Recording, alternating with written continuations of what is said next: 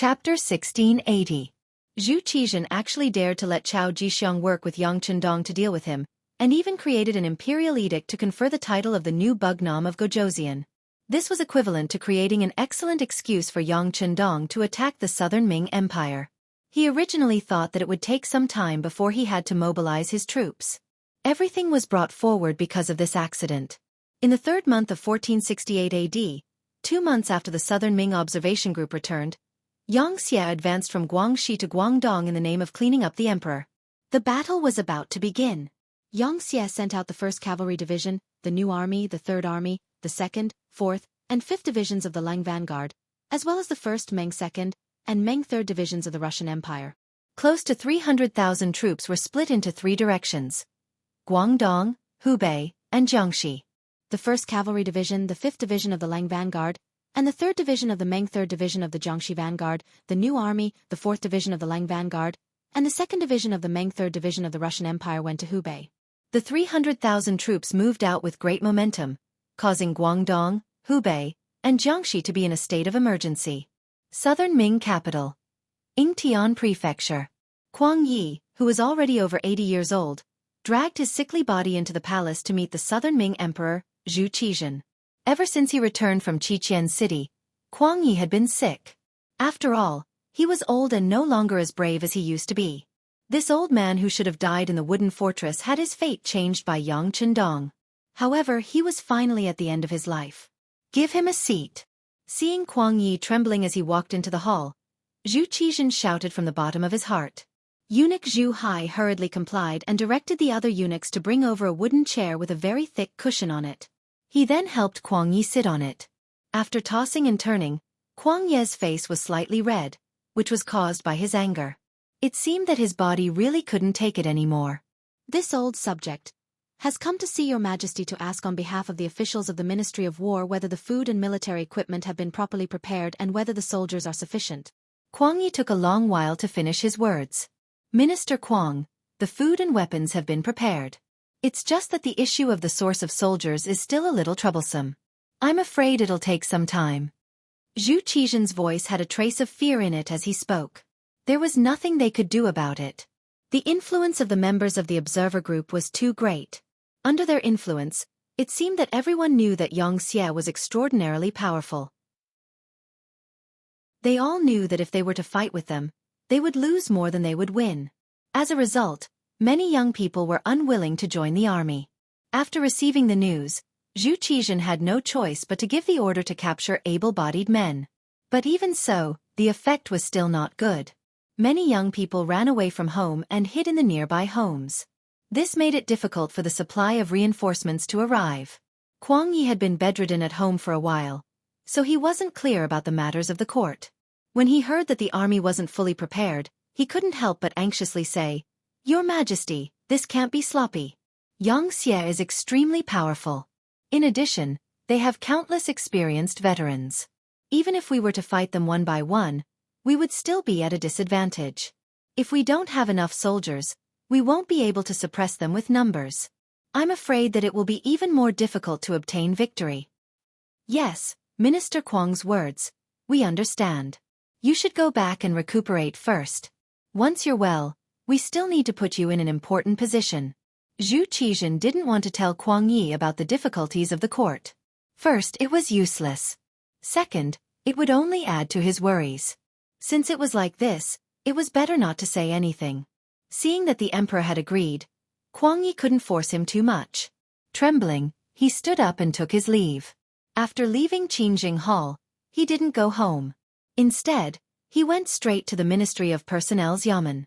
He wanted to see Minister Chen soon and have a good talk with him. He wanted him to send capable people to take charge of the recruitment of soldiers. Because he had been kept in the dark by his family, Kuang Yi didn't know that Chen Sun had long been arrested by the embroidered uniform guards. When he arrived at the Ministry of Personnel and saw that the new minister Chao Jie had come to greet him, he had a puzzled expression. He knew this Chao Jie. He had always worked in the Ministry of Personnel. He didn't have any great abilities, but he was good at forming cliques. He had a good reputation among the officials. However, he was still an old official and the Minister of War. What was the meaning of sending Chao Jie? He immediately said, This old man isn't looking for you. Tell your Minister Chen to come out and greet me. Minister Chen? There's no Minister Chen in the Ministry of Personnel. There's only Minister Chao. Official Kwang. Have you become muddle-headed? An official from the Ministry of Personnel gave an answer without thinking too much in order to flatter Chao Jie. Chao Jie didn't say anything to stop his subordinates' rudeness. These old fellows were already so old, yet they still occupied such important positions. He had long found them unpleasant to the eye. Young people also needed to stand out. Thus, he allowed his subordinate to speak to Kuang Yi with such an attitude. Kuang Ye's health wasn't good to begin with. He should be recuperating at home. How could he have been provoked? In front of the emperor, he was given a seat and treated with kind words. Who would have thought that he would receive such treatment in the Ministry of Personnel? He would be directly contradicted by an unknown minor official. Kuang Ye's personality was very straightforward and impulsive. Most of the time, he was the one who didn't follow the rules. This was also one of the reasons why he was able to become the Minister of War. If you weren't strong enough, you wouldn't be able to control the people in the Ministry of War. When had he ever been treated like this? His face immediately flushed red with anger. However, when he thought of the country's great plan, he forcefully restrained himself. He didn't know what had happened recently, so he couldn't help but say, "I want to see Chen soon." You want to see Chen soon? Easy. Go to the embroidered uniform guards discipline prison. That minor official saw that Kuang Yi seemed to have been subdued by him. His face was full of pride and he spoke even more unscrupulously. Discipline prison? For a moment, Kuang Yi didn't quite understand. That's right, the discipline prison. At this moment, Chao Jie opened his mouth. It seemed as if he was explaining, but in reality, he just wanted to anger Kuang Yi. He wanted to use this opportunity to tell those old officials who had the final say in the Ministry of Personnel. They were old, so they shouldn't stand out and give orders. Not only is Chen Sun in the discipline prison, but Wang Zhua, Xie Chong, Xiao Xian, and the others are also there. They actually said that the Nanming Empire wasn't a match for Xianxia and caused a bad influence. They've all been arrested. Chao Jie had just finished speaking when he saw a black figure suddenly collapse in front of him. Upon closer inspection, he realized that Kuang Yi had fainted from anger. Blood was flowing out of the corner of his mouth. It was obvious that he had fainted from anger. Considering Kuang Ye's seniority, if he really died in the Ministry of Personnel, he wouldn't be able to explain himself. He hurriedly shouted for people to carry the unconscious Kuang Yi and send him to the Kuang Manor. Then, he sent people to the palace to find an imperial physician.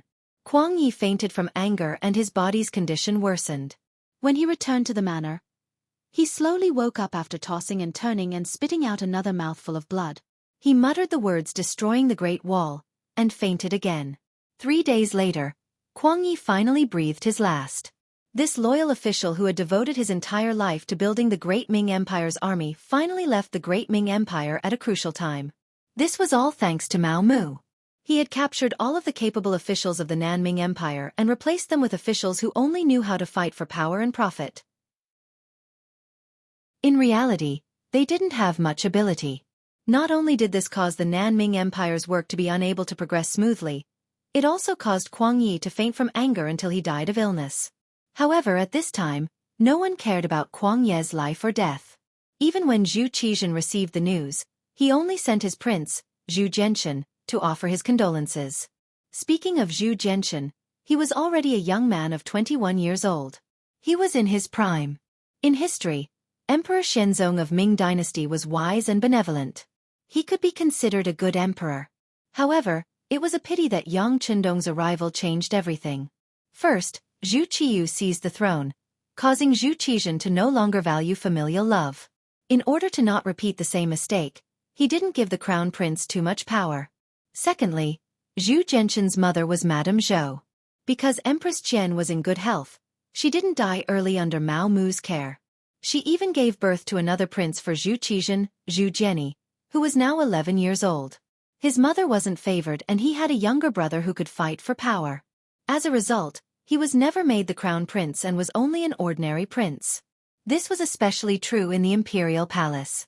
Now that Mao Mu was in power, he only had Zhu Jianni and the other young masters in his eyes. The other eunuchs naturally knew what to do. Zhu Genshin's influence became weaker and weaker, and he could only do some unnecessary things. Kuang Yi died. Losing a great general before the great battle had even begun was somewhat unlucky. Although this great battle didn't happen, Kuang Yi wouldn't have been able to last long with his age and body. But things happened so coincidentally that the impact wasn't good. Mao Mu deliberately spread the news. For a time, whether it was in the Imperial Palace or among the common people, there were many unfavorable comments about the Southern Ming Empire. This made the recruitment of soldiers even more difficult. After all, who would send their children to die in a war that they knew they were bound to lose? When the officials trembled and wrote a report about the recruitment of soldiers that didn't go well and presented it to Zhu Qizhen, this emperor who was plagued with misfortune didn't get angry.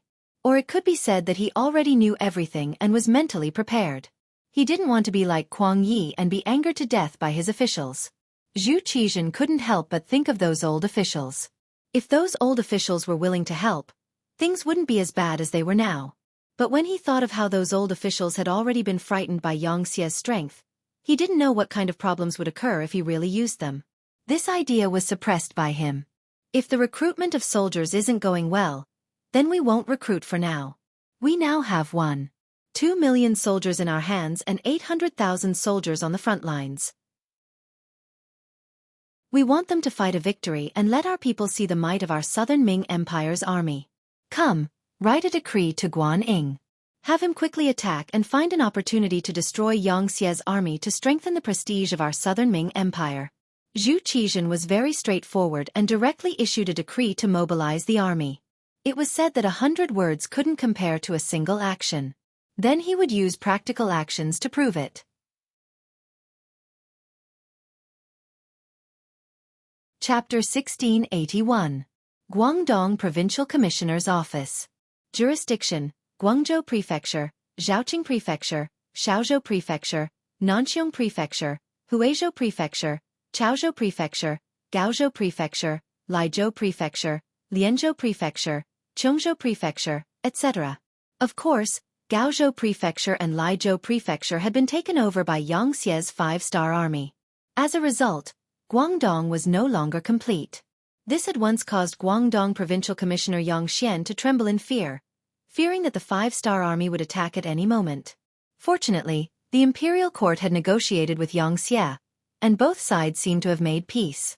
However, Xianxia had been assassinated in the capital, and Chao Jixiang had brought a fake imperial edict to incite Xianxia's servant, Yang Lu, to rebel. After Xianxia took out the imperial edict from Chao Jixiang's hands, the Southern Ming Imperial Court naturally did not admit to it. They claimed that it was Chao Jixiang's own actions, and reprimanded it for being fake. However, anyone with a bit of judgment knew that it was definitely Zhu Qizhen's doing. Although eunuchs had a lot of power, they did not have the guts to forge an imperial edict to reclaim the title of king.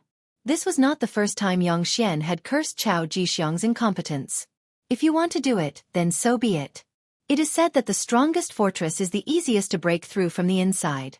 Instigating the people of the Yang faction to rebel is the right direction, but the key is why you didn't succeed, and the evidence was even obtained by others. If this isn't incompetence, then what is? Now, with such an excuse, Xianxia would have enough reason to attack. As such, Yang Xian quickly mobilized his troops and made the decision to fight against Xianxia. At this moment, the Imperial Court had also seen this scene clearly. The reinforcements had arrived. When General Guan Ying brought 300,000 soldiers to Guangzhou Prefecture, Yang Xian's heart calmed down, and he hurriedly brought his officials to welcome them. After all this training, Guan Ying had finally matured and became a great general. He had 300,000 soldiers under his command, and could be said to be very proud of himself. However, if one looked closely, one could see the worry in his eyes. Guan Ying had dealt with the 5-star army a long time ago, and they had worked together to quell a riot. At that time, the strength of the 5-star army had shocked Guan Ying. Now, so many years had passed, and Xianxia had taken over several territories of the Great Ming dynasty. The strength of the other party could be imagined. It could be said that this mission would not be easy to complete. The general died in 100 battles. As a trusted general of the Southern Ming dynasty, it was Guan Ying's fate to die on the battlefield. He couldn't refuse it, and he wouldn't refuse it. He wanted to see how strong the 5-star army had become.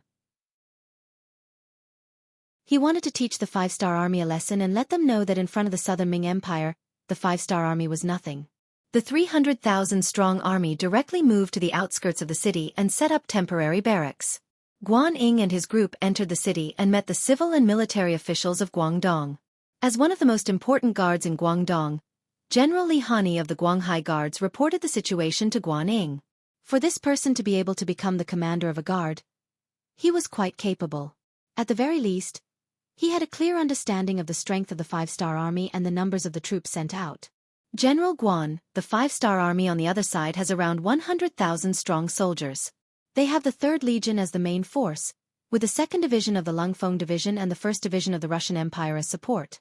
The 3rd Legion has around 50,000 strong infantry and firearms. The 2nd Division of the Lungfeng Division is all firearms, and the 1st Division of the Russian Empire is all cavalry, numbering around 50,000 strong. There are also some auxiliary troops transporting rations, but the number is unknown. All right, I heard from the scouts that Bugnam of Gojoseon will personally come to the front lines to command the battle. After he finished speaking, General Li Hani returned to his seat. Xianxia and the other civil officials all looked at Guan Ying expectantly, waiting for his reply. Guan Ying had already noticed everyone's gazes and knew that he had to make a statement to reassure them. He immediately laughed and said with a magnanimous tone, "Very good, General Li has done a lot of work. Since we know the enemy's deployment, the rest will be easy. This time, I have brought 200,000 strong soldiers. Including the soldiers from Guangdong, we have a total of 300,000 strong soldiers. The enemy only has 100,000 strong soldiers. With 3 against 1 and the terrain advantage, how can we not win? Yes, we have the advantage in numbers and are more familiar with the terrain. We will definitely win." Yang Xian and the others agreed. For a moment, everyone voiced their agreement, as if they had already won the battle. Kuang Ye's expression did not change. All these years, he had been studying the tactics of the five-star army. Although he did not personally go to the front lines, he could see how powerful the enemy was from their achievements. He had never underestimated his opponent. If the five-star army was easy to deal with, they would not have such glorious achievements. However, it was absolutely impossible for the Southern Ming Empire to surrender without a fight just based on this battle record. Kuang Ye's face was full of fighting spirit. "My lords, the five-star troop is very aggressive this time. I heard that they are either on horseback or on bicycles, and they move very quickly. In order to prevent them from using their advantage, I have decided to defend the Guangzhou prefecture in this battle and unite the army into one fist. We will use our advantage to fight them at the city gates." Good, this is a good idea. We'll combine our advantages and allow them to move too quickly. In the end, they'll still have to obediently come to the city and fight with us. Li Hani was the first to agree. The two generals had the same opinion, and those civil officials who didn't understand military tactics all expressed their agreement. The left envoy of Guangdong, Yang Xian, expressed that he would take care of the food reserves and ensure that the army had enough to eat. After the meeting, the Southern Ming Empire quickly took action. The Southern Ming Empire's army in the nearby cities received the order and quickly left the city to gather in the direction of the Guangzhou prefecture. In a short period of time, the Southern Ming Empire's military strength in the Guangzhou prefecture reached 450,000 soldiers. The five-star army that was marching towards Guangdong also received intelligence from the spies in the various cities. They knew that the Southern Ming Empire's army was retreating to the Guangzhou prefecture and intended to fight a decisive battle with them. Immediately, they sped up their march and headed straight for the prefecture of Guangzhou. After a few months of training, the Third Army had regained its original personnel structure. The missing personnel were transferred from Crimson City, and were all carefully trained by the 1st Division of the Cold Front. With the addition of these people, Wu Sheng's confidence skyrocketed. Now, he was just waiting for the right opportunity to fight the Southern Ming Empire. In Xianxia's army, the Third Army's composition was the most complicated. They had infantry, cavalry, and firearms. This was also because the Third Army was formed under the pincer attack of the Ross Duchy and the Golden Horde. They were far away from the rear and couldn't get any supplies or personnel to replenish their forces. Fortunately, they had persevered until now and finally achieved results. The Third Army had grown from less than 8,000 soldiers to more than 50,000 soldiers. Now, they could be described as having high morale and powerful combat strength. The Third Army was already so powerful, let alone the second division of the Cold Front. Although there were only about 10,000 of them, they were all made up of musketeers. It wasn't difficult for them to do so as they were all motorized troops. The three-wheeled motorcycles that filled the entire second division allowed their movement speed to increase by more than 10 times. During this period of time, after Crimson City successfully built the first three-wheeled motorcycle, they sped up the production process. In the end, they produced close to 10,000 motorcycles, all of which were allocated to the 2nd, 4th, and 5th divisions of the Cold Front. Originally, the 2nd Division of the Cold Front needed to use bicycles to increase their speed. Now that they were motorized soldiers, they were filled with fighting spirit and only wanted to perform well on the battlefield to repay Bugnam of Gojoseon's kindness. Now that they had two strong armies, the 1st Division of the Russian Empire was not worth mentioning. Although they were all cavalry, they were not part of the Han army, so they were only used as reserves for this battle. Although Division Commander Ahuli was a little disappointed, he did not complain at all. Instead, he kept his subordinates under control and warned them that their opponents this time were the Han. Without orders, they were not to kill innocent people. Otherwise, no one would be able to save them. In addition, Yang Chendong had also come. Along with him were 5,000 black cavalry soldiers and 100,000 logistic soldiers. These were Han auxiliary soldiers who had undergone short training. Their role was not on the battlefield. Other than transporting supplies, they were mainly responsible for guarding prisoners and propagating the Xianxia policy. Obviously, Yang Chendong had already predicted the outcome of this battle before the battle even started. If they could not defeat the infantry of the Southern Ming army with firearms and cavalry, then the Five-Star Army did not want to unify the world.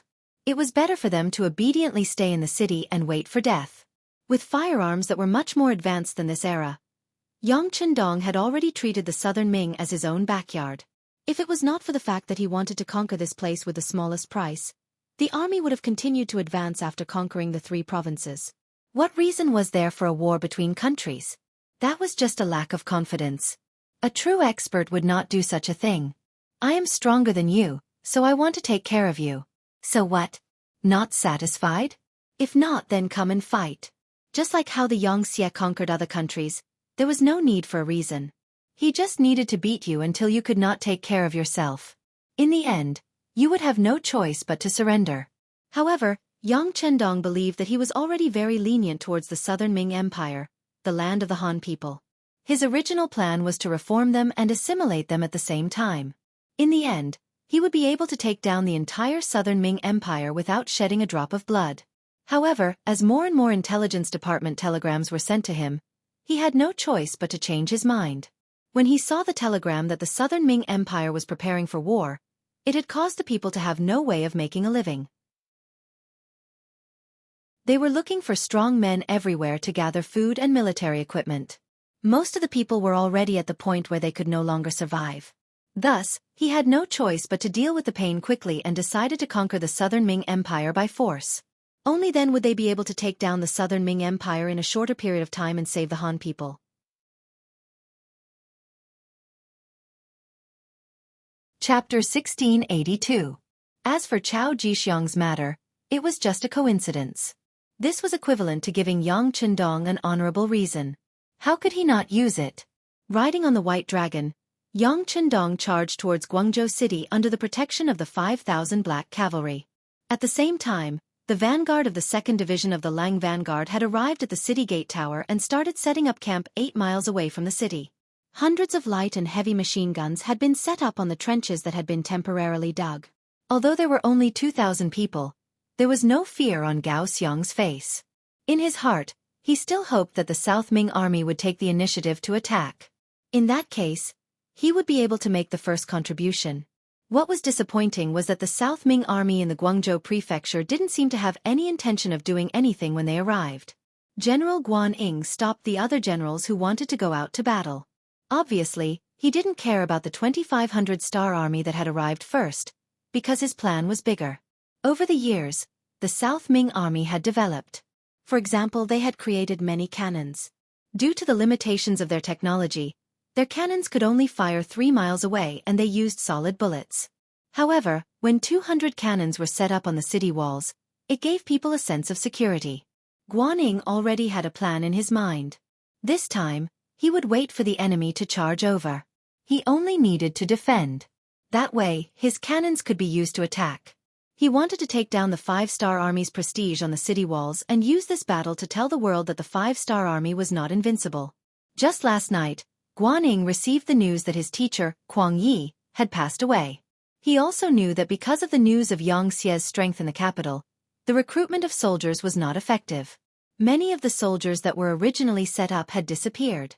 The 2.5 million soldiers that the South Ming had prepared were now only 1.5 million. They had lost 1 million soldiers. Guanyin was naturally very sad about the death of his teacher. However, the battle was imminent and grief could not solve the problem. He had to think of a way to win this battle in order to better comfort his teacher's soul in heaven. At the same time, if they fought this battle well, it would strengthen the confidence of the Southern Ming dynasty and the people. Only then would they be able to recruit more soldiers and fight a long battle with the five-star army. In the end, they would achieve the ultimate goal of not invading the Southern Ming dynasty. On this point, Guanyin clearly knew his own limits. He knew that it was impossible for the South Ming Empire to defeat Xianxia. Disregarding everything else, the other party had taken over so much territory and stationed troops everywhere. Once all of them were called back, just the number alone was enough to scare people to death. Therefore, he only asked for a draw.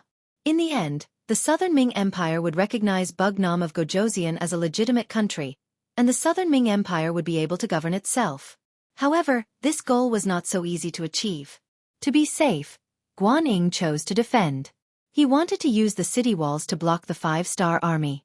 Commander Gao Xiang waited until the next morning.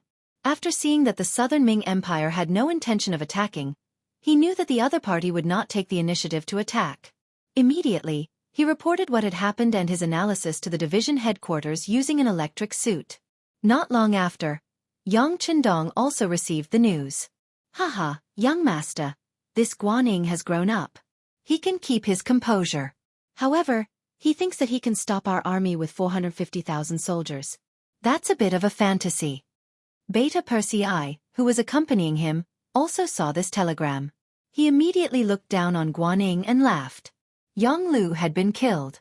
A white silk had ended his life. It could be considered a dignified death.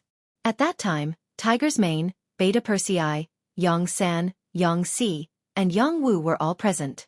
They could be considered brothers and they came to send him off. Although Yang Lu was dead, the impact of the incident had already happened. Other than Tiger's Mane, the other servants could not help but worry about their future. After all, such a thing had happened. If the young master was no longer close to them, it would be reasonable. Fortunately, Yang Chendong was only concerned about the incident and not the person. Yang Lu was dead, so in his eyes, the matter was considered over. This time, he still brought Beta Persei with him.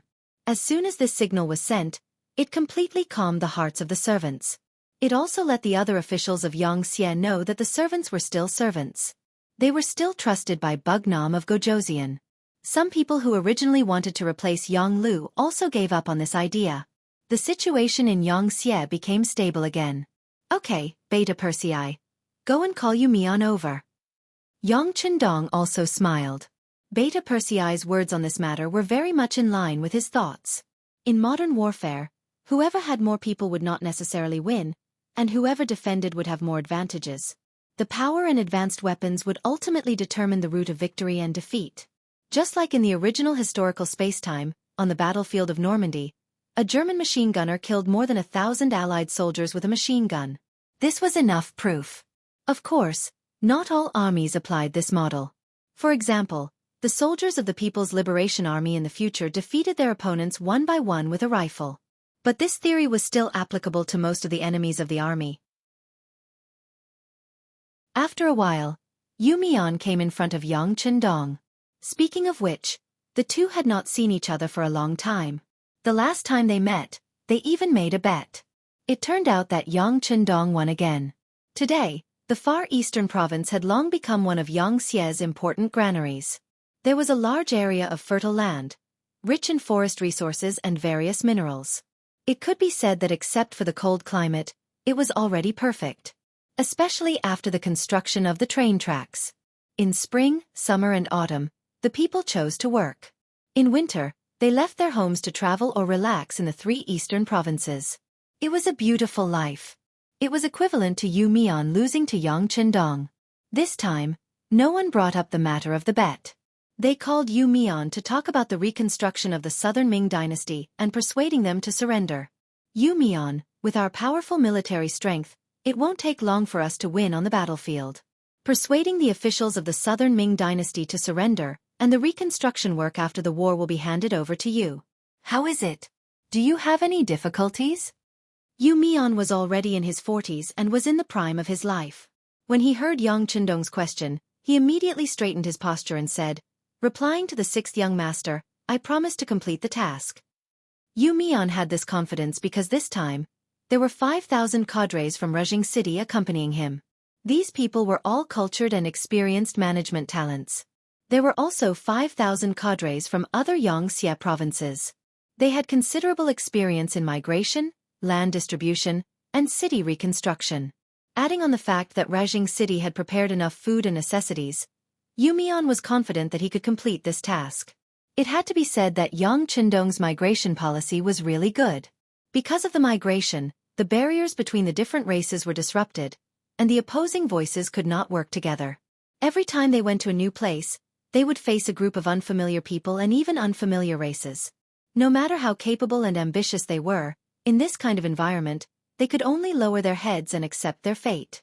Not to mention, the Xianxia did not disregard the people after the migration. They distributed land, houses, seeds, food, and necessities, and so on. They hoped that the people after the migration would have food to eat and houses to live in. Like this, who would think of rebelling? To most of the people, they did not ask for much. As long as they had a place to settle down, they would be satisfied. As for the rise and fall of a race, that was something that only a few ambitious people would think about. It was not something that the common people should think about. It was because of this migration policy that there were very few rebellions in Yangxia's territory. Almost every piece of land that they occupied, other than having to pay a hefty price in the beginning to provide money, after a few years, this place would begin to exert its power and provide food and money to the Yang faction. This also helped the Yang faction to grow stronger and stronger. Of course, the prerequisite for this was that most of the people were uncultured. If it was the future where everyone was familiar with the history of their race, it would be difficult to carry out such a large-scale migration, and there would be endless problems. It was also because of this that the Yangxia started to popularize culture in their territory. The difference was that everyone, regardless of race, had to learn the Han culture, write Chinese, and speak the Han language. This was tantamount to a cultural assimilation. Like this, many years later, everyone would only know about the Han culture, and would not know that there were so many different languages in the world. The more Yu Mian thought about this, the more he admired Yang Qindong. In fact, it was not just him. In the entire Yangxia, most of the Han officials admired Yang Qindong, and this admiration turned into respect. Yang Qindong did not feel much about this. He only knew that since he had come to this world, and had brought Datsong with him, he had to do something. It was just that the results were out of his expectations, but this kind of result was even better, and he was even happier. After Yu Mian did not have any more questions, he quickly bid farewell and left. Yang Qindong rode the white dragon, and the black cavalry went straight to the Guangzhou prefecture. April 1468 AD. Under the Guangzhou prefecture city, more than 100,000 five-star army were stationed here. The bright five-star flag fluttered in the wind, and from afar, it was a world of red flags. As more and more five-star army soldiers gathered, the South Ming army on the city gate tower continuously moved boulders, wooden sleepers, kerosene, bows, and other things to the top of the city gate tower, as if they were going to defend to the death. With these resources, they were confident that the five-star army wouldn't be able to return and would suffer heavy losses. Guanning even found Commander Li Hani, and proposed that if the five-star army failed to attack the city, they would send out an army to counterattack. All the war horses in the city were also mobilized, forming a total of 5,000 cavalrymen. When the time was right, they would counterattack with all their might and obtain the final victory of the Guangzhou prefecture city.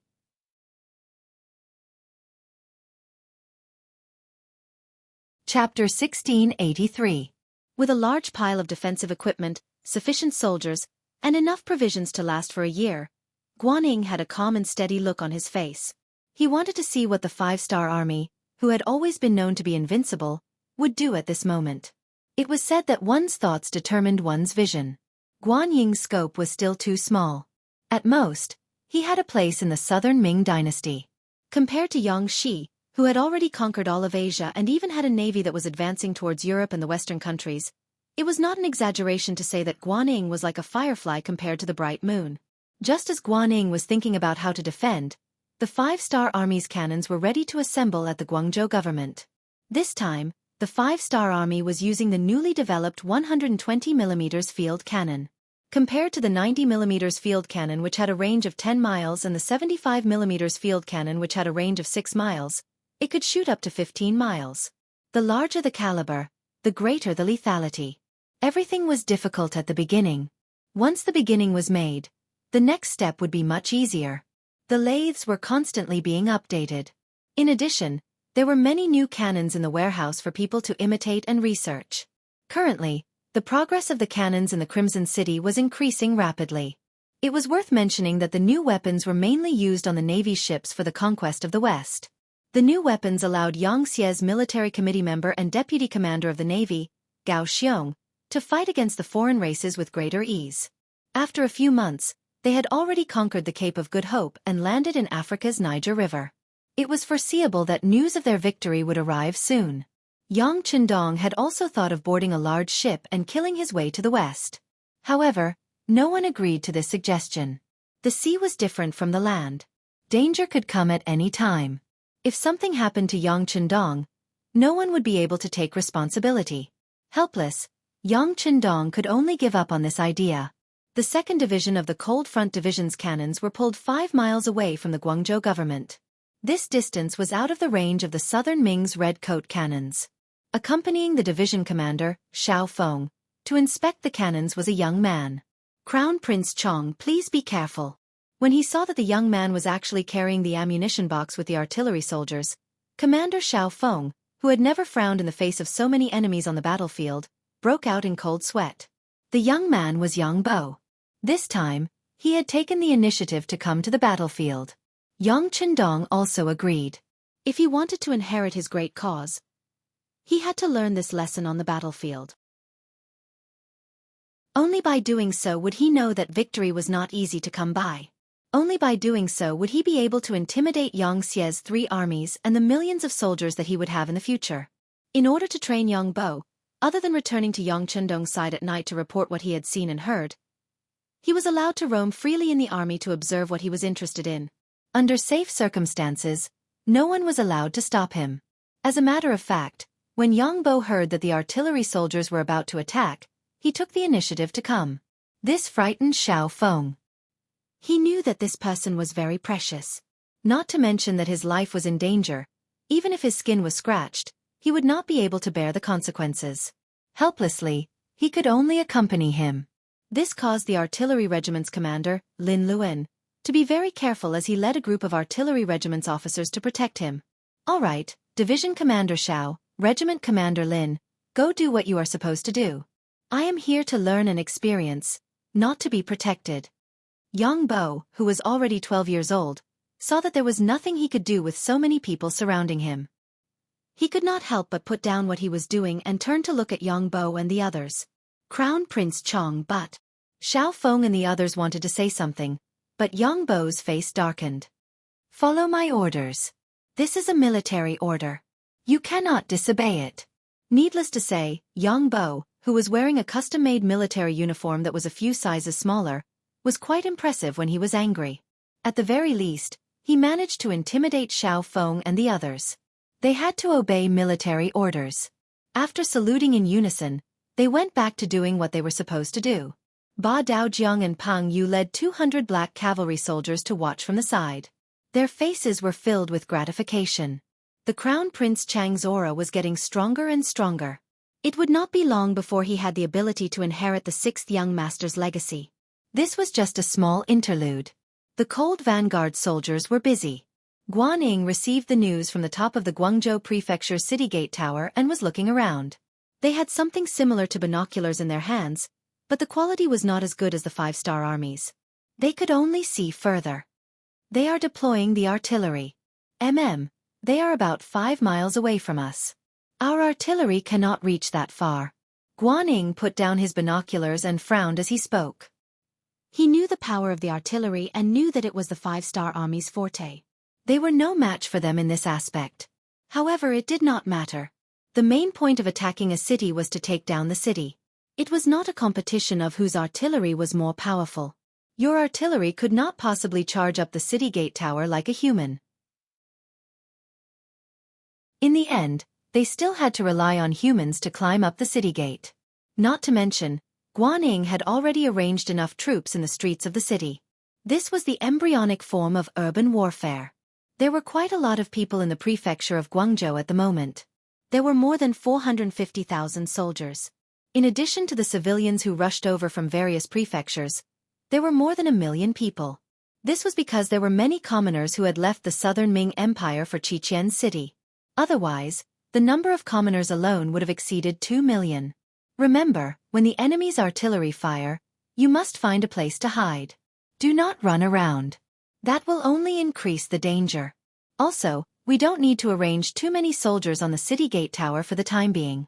When the enemy's cannons have finished firing, the soldiers will rush up the city gate tower and give the five-star army a fatal blow. As Guanyin spoke, someone beside him was recording. After a while, these words would be transmitted to the ears of the various generals. Just from these arrangements, one could see that Guanyin was indeed capable. At the very least, he knew how to avoid the spearhead. However, it was a pity that he had too little understanding of the power of the artillery. In other words, he had underestimated the power of the five-star army's artillery. This meant that he was destined to lose in the end. The artillery regiment was deployed. The artillery regiment was divided into 3 groups.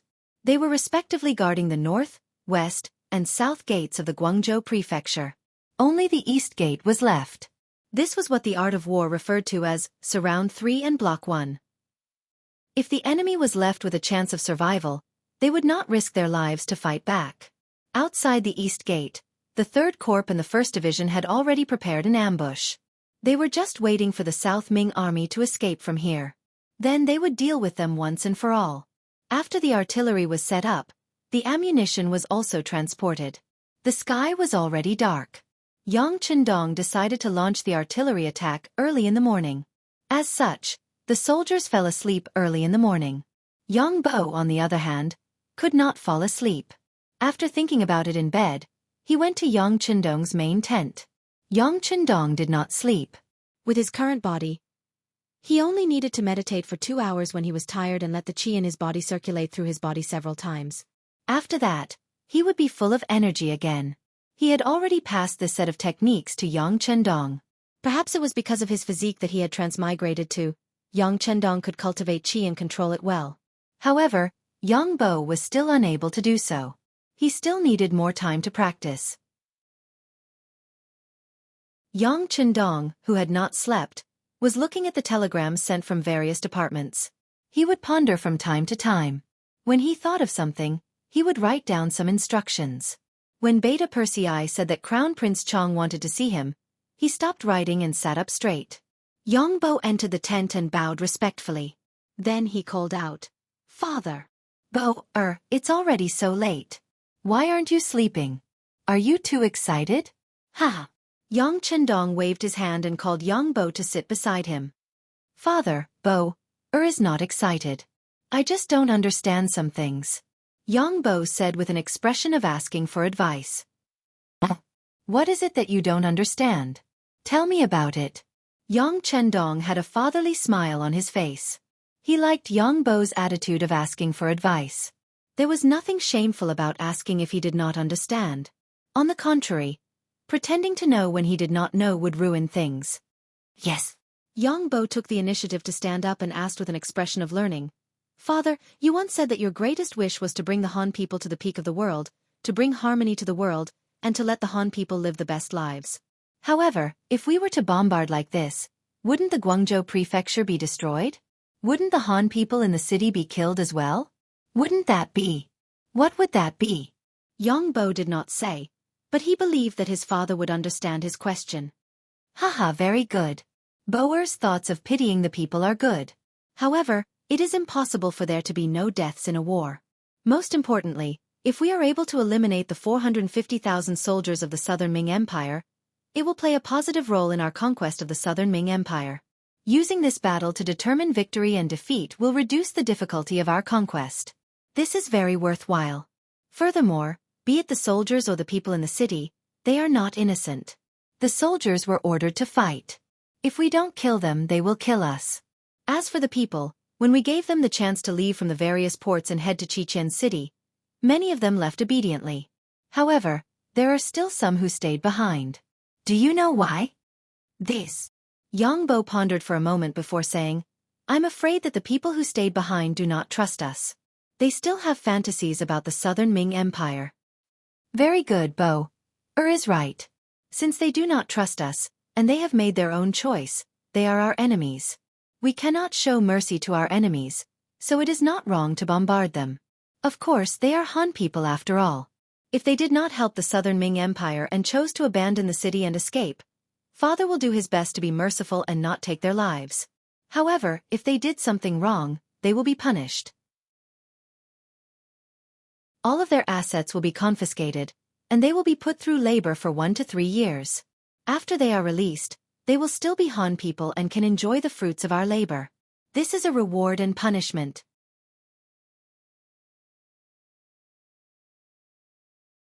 Chapter 1684. Such a detailed explanation made Yang Bo nod his head continuously. He finally understood his father's painstaking efforts.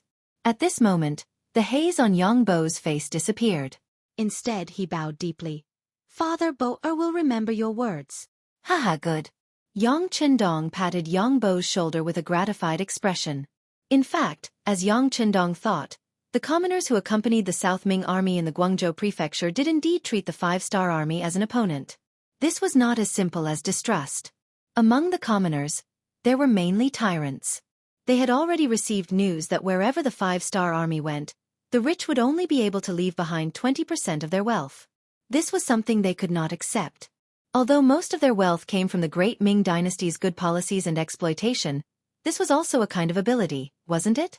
Why should the wealth that they worked so hard to obtain be handed over to the Xianxia? They could not understand, so they wanted to be enemies with the five-star army. In order to let the South Ming army win the war, these tyrants even took out money and food to provide for the South Ming army. With such people, even if they died under artillery fire, Yang Chendong would not feel the slightest bit of heartache. Other than these tyrants, there were also some elderly people. They did not want to leave their homes. Even if they died, they wanted to die in their homeland. Of course, the proportion of such people was very small. There was also a group of scholars from the great Ming dynasty. They had learned the ways of Confucius and Mencius from a young age and were very knowledgeable. Under the great Ming dynasty's system, bookworms like them had a very high chance of becoming government officials. However, once they were transferred to the Yang faction, they would no longer have any prospects for development. And so, these people stayed behind. But even if they stayed behind, when they saw the South Ming army practicing formations in the barracks before the war started, they still looked down on them and said, "They are really all brawn and no brains. Their actions are a disgrace to the educated." He was about to die, surrounded and unable to go anywhere, yet he still looked down on martial artists and soldiers. Even if such a person entered the Xianxia, he would still be reformed. Even if some of these people died, no one would feel sorry for them. In short, the people who stayed behind were all enemies of the Yang faction. Even if they were enemies, how could they be innocent under the fire of the cannons? The night passed uneventfully, and the sun rose as usual the next morning. The soldiers of the five-star army had a hot breakfast early in the morning. When it was 7 o'clock, the artillery soldiers were in position and the shells were loaded. Commander Lin Luan, who had the rank of senior colonel, Lang Feng's officers were all high-ranking officers, raised a small red flag and shouted loudly in front of everyone, "Target, Guangzhou Prefecture City Wall. Distance, 5 miles. Direction, to the left 004. +2. Reload. Delay fuse. Everyone, get ready." As the red flag suddenly fell, Lin Luan shouted again, "Fire!" Boom, boom, boom. Cannonballs shot out of the barrel and headed straight for the prefecture of Guangzhou. After the cannons were fired from the west gate, The cannons were fired from the north gate and south gate as well. For a moment, the sound of cannons rumbled, causing the earth to tremble. The Guangzhou prefecture's city walls, which were marked as the attacking side, were instantly riddled with holes. As the cannonballs landed one after another, pieces of the walls fell off, and waves of cries and screams rang out. It was clear that under the bombardment, many southern Ming soldiers were hit, and the screams came from the mouths of these soldiers. The southern Ming soldiers couldn't even raise their heads after being hit by the blazing flames one after another. These country bumpkins finally saw the power of the Xianxia cannons. It was definitely not something their red coat cannons could compare to. The 200 red coat cannons that were set up in the surroundings were now in a miserable state. Under the barrage of cannon fire, it was smashed into a pile of scrap metal. It was impossible for it to display its strength. Hearing that the cannons were all destroyed, Guan Ying's face showed a look of heartache. However, the southern Ming generals beside him did not notice this. Instead, they kept flattering him. Thanks to the general's great foresight, we had the soldiers withdraw from the city tower in advance. Otherwise, the losses this time would be too great. Yes, I really did not expect the 5-star army's cannons to be so powerful. Of course, they did not expect that we had already made arrangements under the general's orders. Ha! This time, these cannons are destined to return empty-handed. When they are done, it will be time for us to show our power. The generals were all talking at once, one after another. Those who did not know would think that they were already the victors. After half an hour of artillery fire, the explosions finally became weaker and weaker until they completely disappeared. Guan Ying's expression returned to normal. Although the red coat cannons that he had arranged were destined to not be of much use, it was still a great contribution to preserve the main force of the army. Now it was up to their own skills. Come, send everyone up to the city tower. The cannons have stopped firing. The 5-star army should be preparing to attack. For a moment, the sound of soldiers shouting could be heard everywhere. The southern Ming soldiers who had been hiding also began to rush up the city tower. However, when they really reached the city tower, they realized that there were no enemies in front of them. There was also no sign of the 5-star army. What's going on? Why didn't they charge? Many of the generals on the city tower were puzzled. Guan Ying also did not immediately understand. He stood there and was vexed. Suddenly, he thought of a possibility. He immediately shouted, "Not good, the 5-star army is going to continue firing. Quickly, everyone retreat." After shouting, Guan Ying ignored the others and was the first to go down the city tower. At this moment, the cannons sounded again. The 5-star army's cannons had covered the city for the second time. As a person from the future, Yang Qindong was naturally more familiar with the use of cannons than other people. For example, the second cannons had already been used during the anti-Japanese war. This method would often cause the enemy to be unable to grasp the situation and would often cause them to pay a heavy price. Previously, Yang Qindong did not know that Guan Ying had withdrawn the army in advance. The second cannons that he ordered were just a habit. It was this habit that caught the southern Ming army off guard and caused them to suffer heavy losses. Many of the southern Ming army still did not know what was going on. While they were still crowded on the city tower, the cannons rumbled and landed on the city wall. One by one, the southern Ming army was blown away, killed, or injured. Just the second round of cannon fire had affected at least 4,000 southern Ming soldiers. When the cannons stopped, the city tower was filled with broken limbs.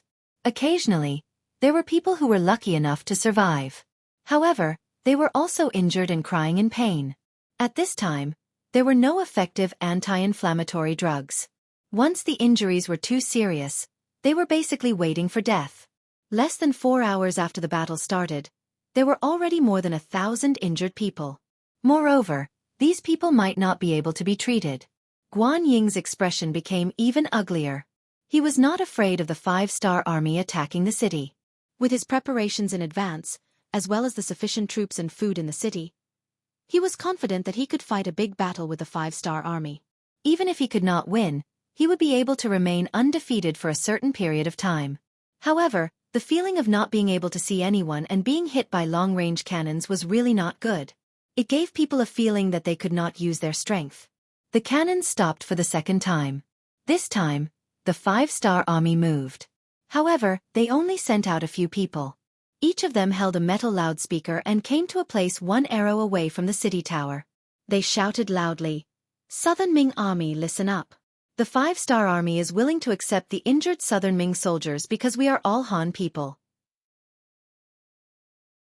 You just need to use a crane to lower them down from the city tower. Then, our army will take them away for treatment to save their lives. There is no need to thank us. If you want to thank someone, thank your parents for giving birth to you in the land of Han people. Southern Ming Army, listen up. The 5-star army is..." The shouts came again and again. Several people took turns to shout. There were people below the city gates. This way, they could ensure that the Southern Ming soldiers in the city could hear them clearly. After another half an hour, the people who had shouted finally turned around and left. Seeing the 5-star army leave, a few generals looked at Guanyin worriedly and asked, "General, what should we do? How was this treating a patient?" This was clearly a psychological tactic. This was to buy people's hearts and also to mess up their morale. How could Guanyin not know what was going on? However, the other party did not attack the city. What could he do? Thinking that he could not mess up before attacking the city, Guanyin gritted his teeth and said, "Find the best doctors in the city and let them treat the injured. This will calm the soldiers down." This was clearly going against the 5-star army. It was also telling the soldiers that the 5-star army could save them. The Southern Ming Imperial Court could also save them. They just needed to work hard. As expected, this move was effective. When the other Southern Ming soldiers saw the injured being carried into various hospitals and the doctors running over to treat them, they were very happy. This also indirectly proved that if they were injured, they would not be abandoned. This meant that they had a higher chance of survival. After breaking the psychological breakdown of the 5-star army, before they could take a breather, the sound of cannons rang out again. However, this time, the cannons did not land on the city tower. Instead, they fired towards the Guangzhou prefecture. For a moment, the sound of cannons could be heard everywhere in the city. Because some places were made of wood, they were directly set on fire. The cannons directly extended into the city and caught the Southern Ming army off guard. Without enough preparation, they suffered heavy losses.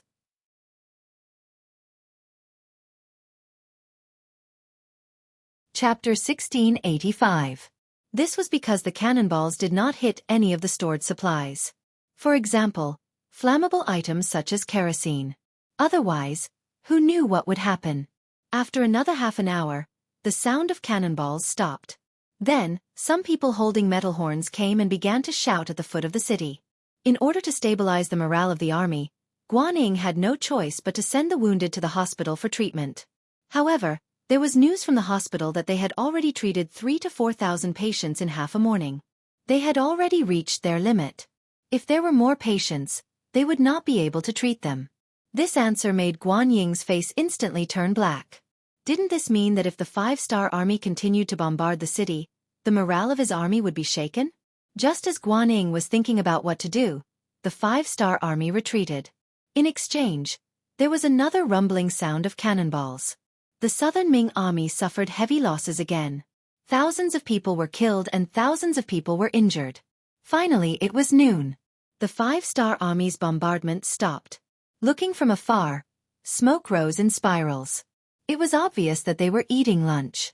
In contrast, although the Southern Ming army in the city had prepared their meals, there were not many people who had an appetite. Especially when they saw many soldiers and civilians lying on the streets and wailing. When they saw that there was no doctor to take care of them, some of the soldiers' faces began to change. It was as if they could see their future. The morale of the army began to waver. "Bastard, the 5-star army is not a real hero. They don't dare to fight us with real swords and spears." Guanyin roared in anger. This caused the other generals to lower their heads.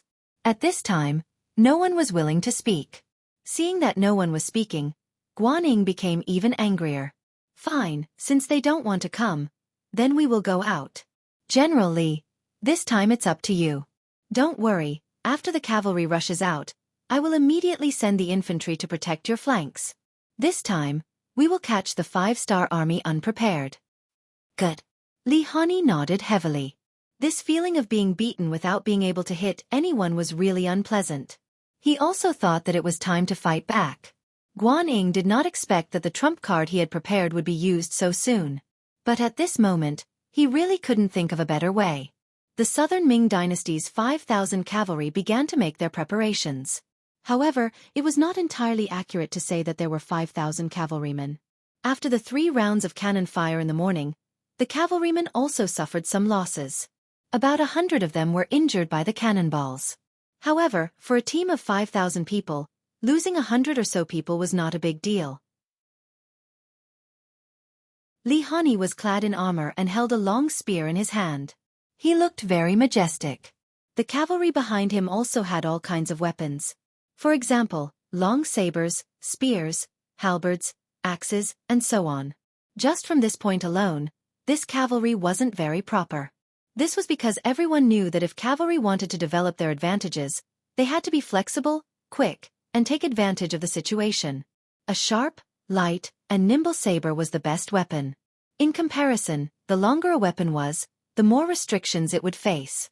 However, at this point no one cared about that. They only wanted to charge out and catch the 5-star army off guard to take revenge for the cannon fire in the morning. It would be best if they could force the 5-star army back on the right track and let them attack the city.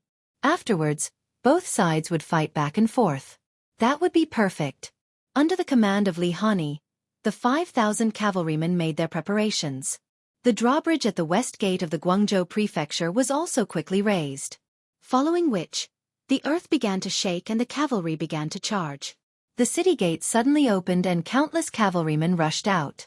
When this formation appeared, Yang Chendong, who was standing beside him, couldn't help but tense up.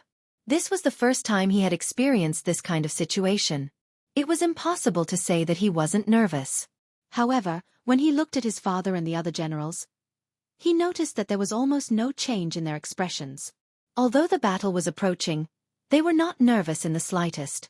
Generally, people who had experienced hundreds of battles would be calm the closer they were to the battle.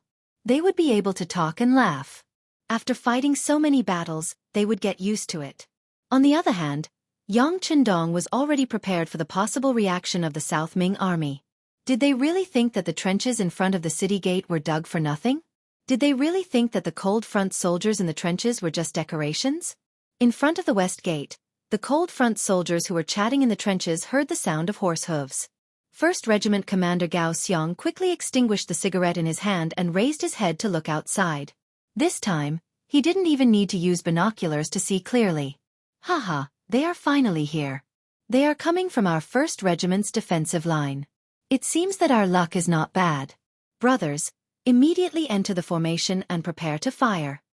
Laughing loudly, Gao Xiang arrived in front of a heavy machine gun. He made preparations while shouting loudly. The trenches were 4 miles away from the city gate.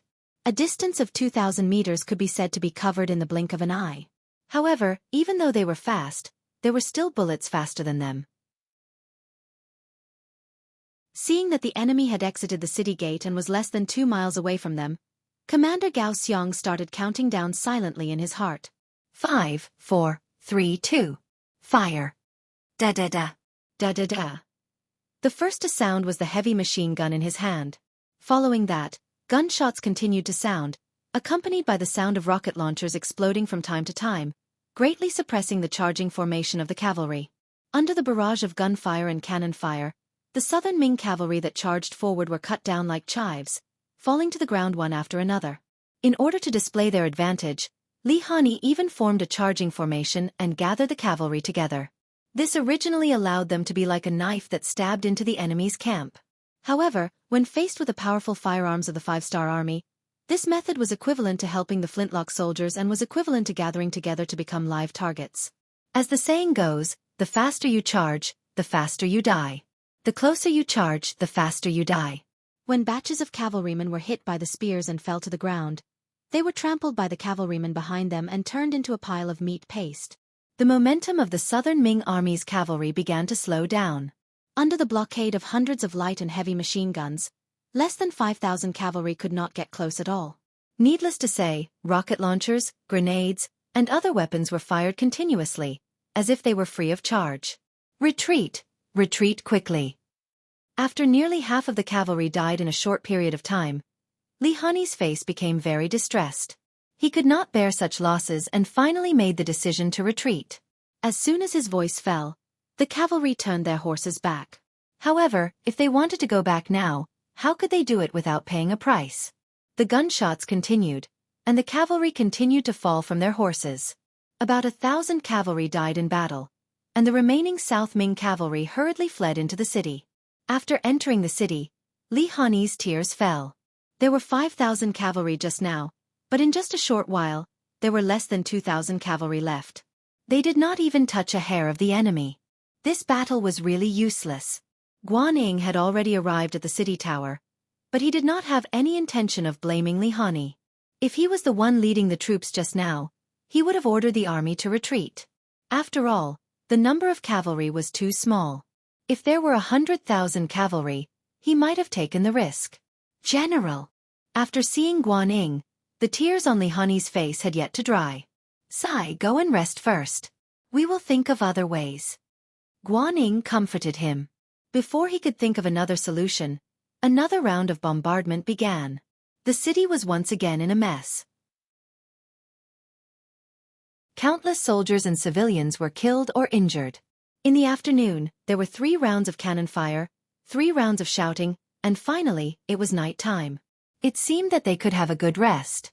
After a tiring day, Guan Ying, who was mentally exhausted, was also preparing to go to bed and rest. However, at this moment, the cannon sounded once again. Amidst the booming sounds, the Guangzhou prefecture became lively once again. Not good, the 5-star army is approaching the southern gate. Quickly go up the city tower. Amidst the chaos, a shout suddenly sounded. This made Guan Ying, who had just left his room, look serious. Then, he led his guards and rushed up the southern gate tower. When Guan Ying went up the city tower, the 5-star army had already retreated. The facts proved that the other party had only sent out a small number of troops. When they saw that the situation was hopeless, they retreated. However, it reminded Guan Ying that the 5-star army would not only bombard the city, but also steal the city. Pass down the order.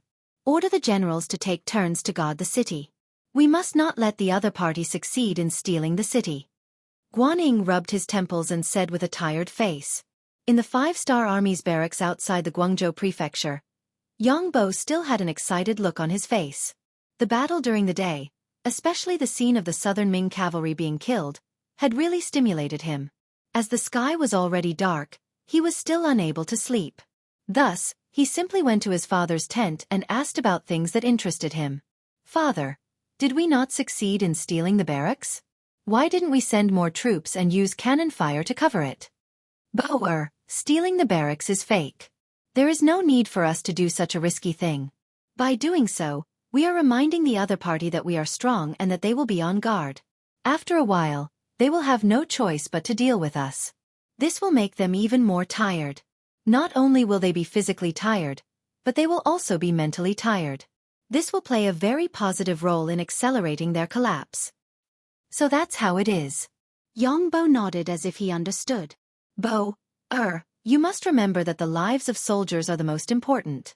If you don't have to put your life on the line, do your best to use other methods. This is especially true for the Han people. War is a kind of knowledge and there are too many ways to do it. We need to constantly learn. Yang Chendong said earnestly. He was very optimistic about his successor and had great expectations for him.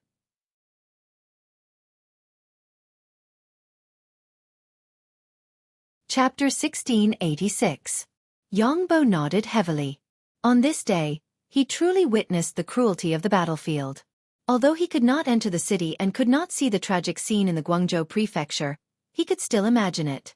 Just like what his father Xinri said, since these people chose to be enemies with Xianxia, then regardless of whether they were soldiers or civilians, they were all enemies. Xianxia could not be soft-hearted towards his enemies. Since Xianxia had powerful cannons, why not use them? To be able to obtain victory and reduce the number of casualties, this was definitely the best choice. On this night, Yang Chendong asked a lot of questions and Yang Chendong explained a lot. This suitable successor was on his way to becoming an outstanding successor. On the same night, the Guangzhou prefecture was filled with wailing sounds. Compared to before, everyone's mood was obviously much lower now. Especially the wounded soldiers who had already been abandoned. Since there were not enough doctors, they were gathered together. Their only treatment was that someone would make porridge for them. As for whether their injuries would become inflamed and whether they could survive, it would depend on their fate.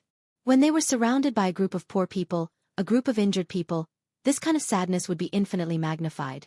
It was unknown who it was that suddenly shouted, "Since the 5-star army is willing to accept us, and is willing to provide us with treatment conditions, then why don't you let us go? Yes, we are already useless. We can only wait for death if we stay here. You should let us go." As soon as the voice fell, it was immediately echoed by other people.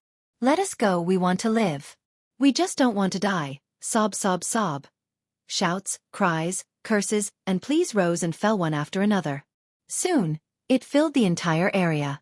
When the shouts spread out, the soldiers who were walking outside were shocked. More people also felt sympathy for them. It was as if they could see themselves tomorrow. These South Ming soldiers thought that the wounded soldiers should be sent out of the city. Everyone had the right to live, right? Due to the lack of information, the South Ming army here did not know that the 5-star army had used the same method to deal with Beiming's hundreds of thousands of troops and finally defeated them. However, as their commander, Guaning knew about this matter. He could even imagine that once he agreed, there would be more injured soldiers appearing in the city for no reason. As for where those scars came from, it was likely that it was man-made, and it was just a way to survive. Thinking of the possible outcome, Guaning naturally wouldn't agree to send the wounded out to the 5-star army. "Men, bring my bodyguards to the sick area and warn those people. If they dare to talk nonsense again, they will be punished according to military law. At the same time, tell them that the doctor will be here soon. Tell them to be patient. Also, immediately send people out of the city to ask for help from the capital. Tell them that we need reinforcements and doctors." Guaning couldn't guarantee that the request for help would be effective, but he still had to do what he should do. Otherwise, if the morale of the troops was broken, it would be difficult to lead them. Immediately, a messenger left the Guangzhou government. They chose to leave from the East Gate because it seemed that there weren't any 5-star army stationed there. However, what made people happy was that this messenger openly jumped over the 5-star army's defense line. It was obvious that the 5-star army wasn't afraid of them asking for help. "Good news, General, our messenger safely left." Guangdong's chief of the left, Xianxia, received the news and excitedly ran over to tell Guaning. Guaning was calm, but he had a bad feeling in his heart. It seemed that the 5-star army didn't care about his actions at all. They clearly wanted to eat him up. Since that was the case, then he had to persevere and see if there was still a chance to counterattack. Perhaps the other two provinces would defeat the 5-star army and come to help him. As long as there were reinforcements, they would be able to kill their way out and surround the 5-star army outside the city like a dumpling. The night passed in fear and trepidation. Every half an hour, there would be cannonballs entering the city from outside. Occasionally, there would be small groups of 5-star army attacking the city, causing the Southern Ming army to be extremely annoyed. When the sun rose, most of them had dark circles under their eyes and looked very tired. Boom boom boom. Boom boom boom. After breakfast, the large-scale cannonballs started again. Unlike the small skirmishes at night, the cannonballs during the day were much more intense.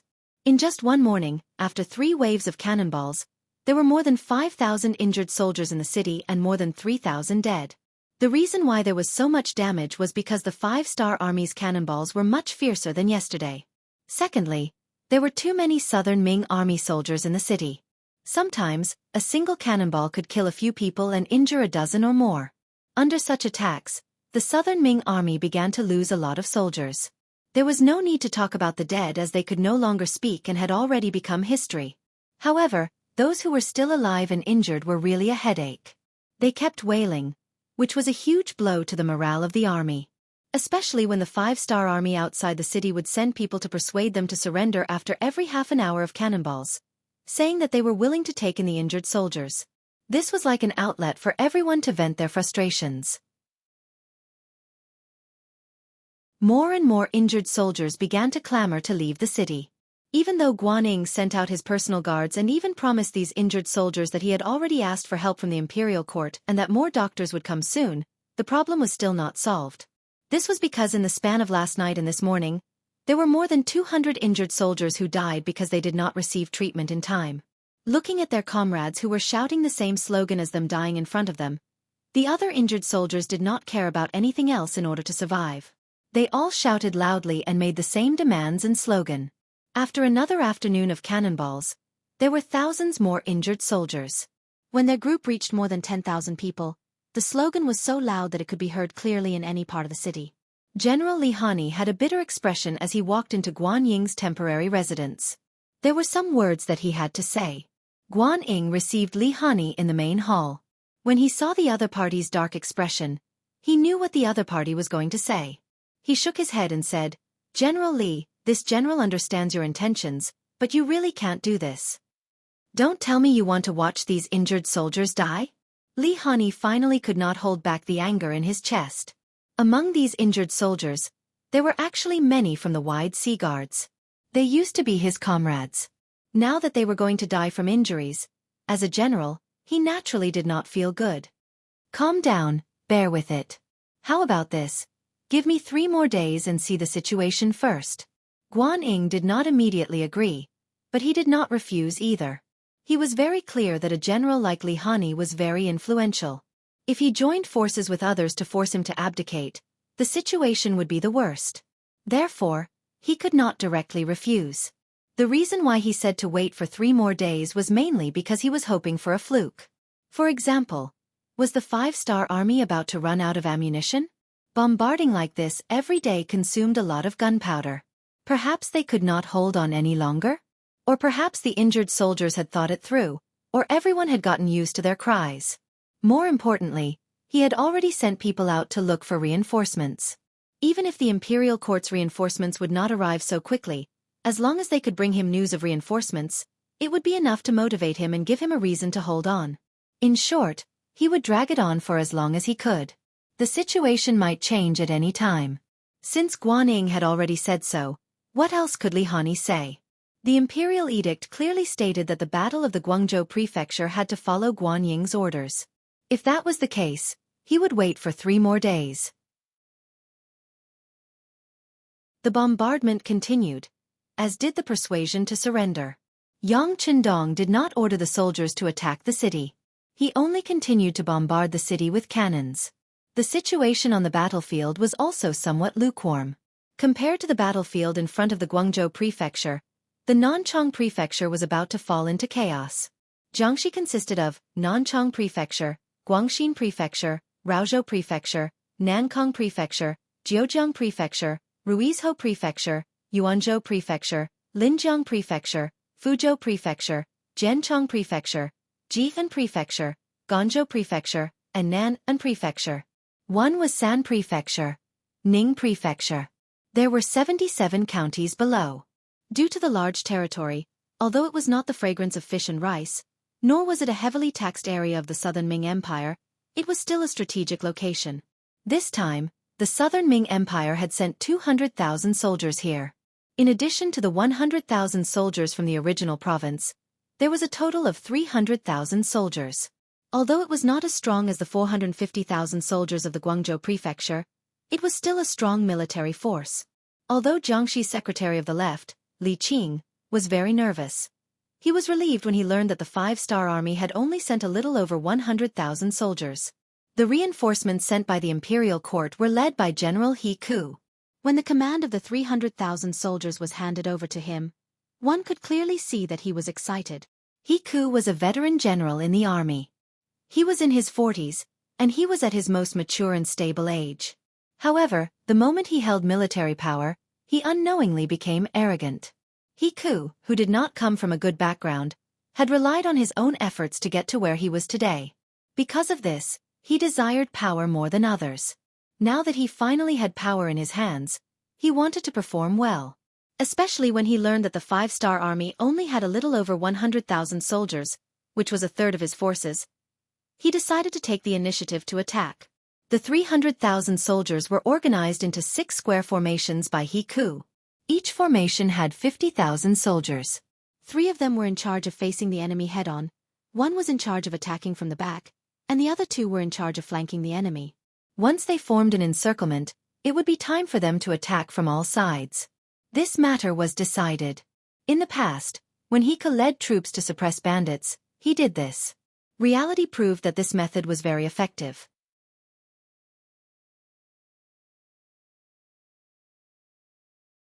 Chapter 1687. With a single order, the 300,000 southern Ming soldiers moved separately. Such a large formation was naturally seen by Xianxia's spies in Nanchang. Following this, a telegram was sent over to the commander of the world's #1 cavalry army, Jianghu, who was also a member of the military council. Now that Jianghu had entered the military council, his position was no longer just the commander of the world's #1 cavalry army. What he needed to do was to look at the overall situation and guide it. Naturally, this time, he was the leader of the army in Nanchang. When the telegram was sent to him, a burst of laughter was heard. Good, good. This Hika really knows me well. It was no wonder that Jianghu was so happy. When he learned from the telegram that the southern Ming army in Guangzhou was like a tortoise hiding in the city, Jianghu thought that the enemy in Nanchang would do the same. If that was the case, the world's #1 cavalry army would not have the chance to show off their strength. They would still have to rely on the guns and cannons of the cold front. However, he did not expect that the enemy would choose to take the initiative to attack. Wasn't this exactly what he wanted? After a few months of rest, the world's #1 cavalry army was not only filled with soldiers, but some of the older soldiers had also retired. Now, the entire army was filled with men between the ages of 18 and 30. It could be said that their strength was at its peak. If there was something that they lacked, it would be the experience of life and death on the battlefield. Originally, they thought that it would be good if they did not encounter any soldiers or bandits along the way. They could also train their soldiers. Who would have thought that such a large number of enemies would be sent to them? How could they not be happy? Although this bone was indeed a bit big and fat, the world's #1 cavalry army had always been strong. Moreover, with cavalry against infantry, even if the enemy outnumbered them by a few times, Jianghu was still confident that he could take them down. Jianghu gathered the 5 division commanders under him and began to plan a battle strategy against the 300,000 enemies. According to Jianghu's plan, Tai Mu'er's division and Lu Duo's division would be the vanguard. They had to create the momentum of the main force to inflict heavy damage to the enemy and attract the enemy's attention. 3rd Division Hu Jin-er's division would be the left flank, 4th Division Su Kuda's division would be the right flank, and 5th Division Yu Zhong's division would be the rear flank. In the temporary tent, Jianghu had his hands on his waist. He was wearing the military uniform of a 2nd-rank general, and his 4 golden beads were shining brightly. 3-rank general with 3 stars, 2nd rank with 4 stars, and 1st-rank generals with 5 stars. This was a military rank that he had received after becoming a member of the military commission. Brothers, I'm sure everyone knows that the world's #1 cavalry army is going to expand into a group army. When the time comes, all 5 of you here will be army commanders. This will also be the last battle before our #1 army expands into a group army. I hope that all of you can show us our prowess. Isn't it just 50,000 against 300,000? Let me tell you, our opponents are all infantrymen, and most of them are rookies who have never seen blood before. You can definitely fight 1 against 6. Now, let me ask you, do you have the confidence? Yes. Tai Mu'er and the others shouted loudly. They knew clearly that this was not only their last battle before becoming army commanders, but also their best chance to show off in front of Jianghu. Think about it, with a member of the military commission as their direct superior, how big was this thigh? If they didn't show off now, when would they be able to? As for fighting 1 against 6, even if it was cavalry against cavalry, they could easily fight 1 against 3 or even 1 against 4 with their 7-star crossbows and dual blade techniques. Now, with cavalry against infantrymen, it was just 1 against 6. It wasn't difficult at all. Not to mention, as long as they performed well and fought resolutely, the South Ming army, who had never seen blood before, would easily collapse. At that time, not to mention 300,000, even 500,000 or more wouldn't be their opponents. Good, everyone go and prepare. Make use of the time to eat and drink. We will attack in 4 hours. Jianghu laughed loudly and said confidently. After arranging for his subordinates to prepare, the commander of the 5th Division, Xiao Yining, and the commander of the 3rd Division, Qi Wan, walked into the main tent together. As soon as they met, Xiao Yining complained, "Commander, it's not that bad. The world's #1 cavalry army eats meat, But we also need to drink soup, right? The Xiao family's attitude was very humble. If it wasn't for the fact that Tian, who was the commander of the world's #1 cavalry army, he might not have even looked them in the eye. If it wasn't for the fact that Tian, who was the commander of the world's #1 cavalry army, he might not have even looked them in the eye. But now it was different. Tian, who was one of the 5 members of the military commission. He was 100% the commander. If he didn't like the cold front, he could pick on them. Now, he had no choice but to lower his head. Even Xiao Yining had such an attitude, let alone Qi Wen, a surrendered general. Although he had made a great contribution to the 5-star army and was recognized by Yang Chendong, he was also put in an important position. He was even included in the Han nationality book. However, he was very clear that in front of Tianhu and Xiao Yining, the absolute main force of the 5-star army, he was still an outsider. Tianhu was in a good mood. He looked at Xiao Yining and spoke more politely. Sigh, since Commander Xiao knows that this might be the last time the world's #1 cavalry army makes an appearance, isn't that enough to satisfy our request? Also, the cold front is about to expand soon. Didn't the Navy expand by 12 divisions before? Let me tell you, it's your army's turn next. Because he was a member of the military commission, Tianhu naturally knew some things in advance. Because the matter had already been reported to Yang Chendong and had been approved, it wasn't a mistake to tell Xiao Yining in advance. As soon as he said this, Xiao Yining's attention was diverted. Is that so? Commander, how many divisions should our cold front expand? Is there a military establishment? A soldier who didn't want to be a general wasn't a good soldier.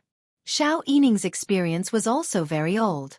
For someone like him, if he wanted to leave the cold front, he could easily become a commander in another army. It wasn't impossible for him to even become a commander of a group army. However, after becoming familiar with the strength of the cold front, who would be willing to lead a ragtag army? They could only wait for a promotion within the cold front. Unfortunately, in the past few years, the other armies had been expanding. Some turned from regiments to divisions, some turned from divisions to armies, and some even turned into group armies.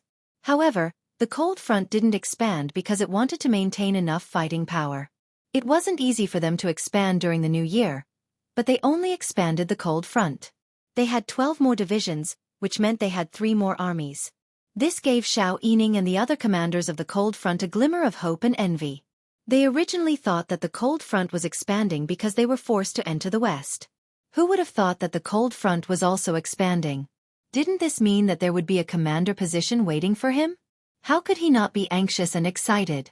The specific expansion plan still needs to be discussed in detail. After all, the cold front is the most elite army. Tianhu shook his head. It wasn't that he didn't want to say it, but that he didn't know either. This was because Yang Chendong had only approved Lu Lengfeng's plan to expand the army, but the exact number of people and how many divisions or armies were still to be discussed. Although Xiao Yining looked disappointed, he knew that the expansion plan was already set in stone. This already made him very satisfied. He didn't mention the fact that the cold front wasn't going to be part of this battle.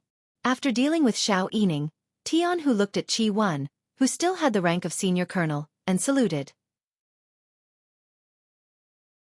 Commander Qi, wait for 2 hours after the 1st Sky Cavalry Regiment charged out. You can go. Yes, Commander. Qi Wen felt bitter. He knew that the Meng 3 masters were going to clean up the battlefield. Although they couldn't eat meat, if they performed well, they would still be rewarded. Moreover, their brothers wouldn't have to take risks. Qi Wen was quite satisfied with this result. After dealing with the 2 commanders, Tianhu went straight to the kitchen. He didn't know how long the upcoming battle would take, so he had to fill his stomach in advance to have the strength to kill the enemy. At this time, General He didn't know that his actions were being watched by the 5-star army and the strongest cavalry regiment, the 1st Sky Cavalry Regiment. At this moment, he was still leading the army forward. He had already looked at the map and chose a place called Lijiapi as the battlefield. There was only one official road that allowed people to pass through. On both sides of the official road were high slopes. The official road was wide enough for the army to spread out in formation, and was suitable for an ambush. For the sake of safety and secrecy, the South Ming army set off before dawn. By the time they arrived at Lijiapa, it was already noon. The soldiers were very tired from the journey. Normally, he should have ordered them to prepare for the battlefield. However, after considering the soldiers' request, he ordered them to cook to solve the problem of their stomachs. If he could immediately take advantage of the terrain and prepare for the arrival of the 5-star army, they would still have a chance to win this battle. After all, they had the advantage of numbers and terrain. It was a pity that he wasted such a good opportunity. When the scouts at the front reported that the main cavalry of the 5-star army was less than 10 li away, he became anxious. He immediately ordered the army to stop eating and enter the battlefield. After knowing that it was cavalry, he ordered people to quickly take out the stakes and other things to prepare. They were a group of new soldiers who had never been on the battlefield before. In a hurry, everyone was a bit flustered. Many people sprained their feet because they ran too fast. Before the battle even started, there were already people who were injured. This caused Hiku to curse out loud. Needless to say, the first group to appear was Teimuer's 1st Division and Lu Duo's 2nd Division. With the idea of being bold, they didn't do much scouting along the way. When the scout cavalries in the front reported back that they saw smoke above Li Jiapa, the 2 division commanders exchanged glances with each other before chuckling. With their many years of battle experience, they could feel that Li Jiapa should be the pocket formation that the South Ming army had set up for them.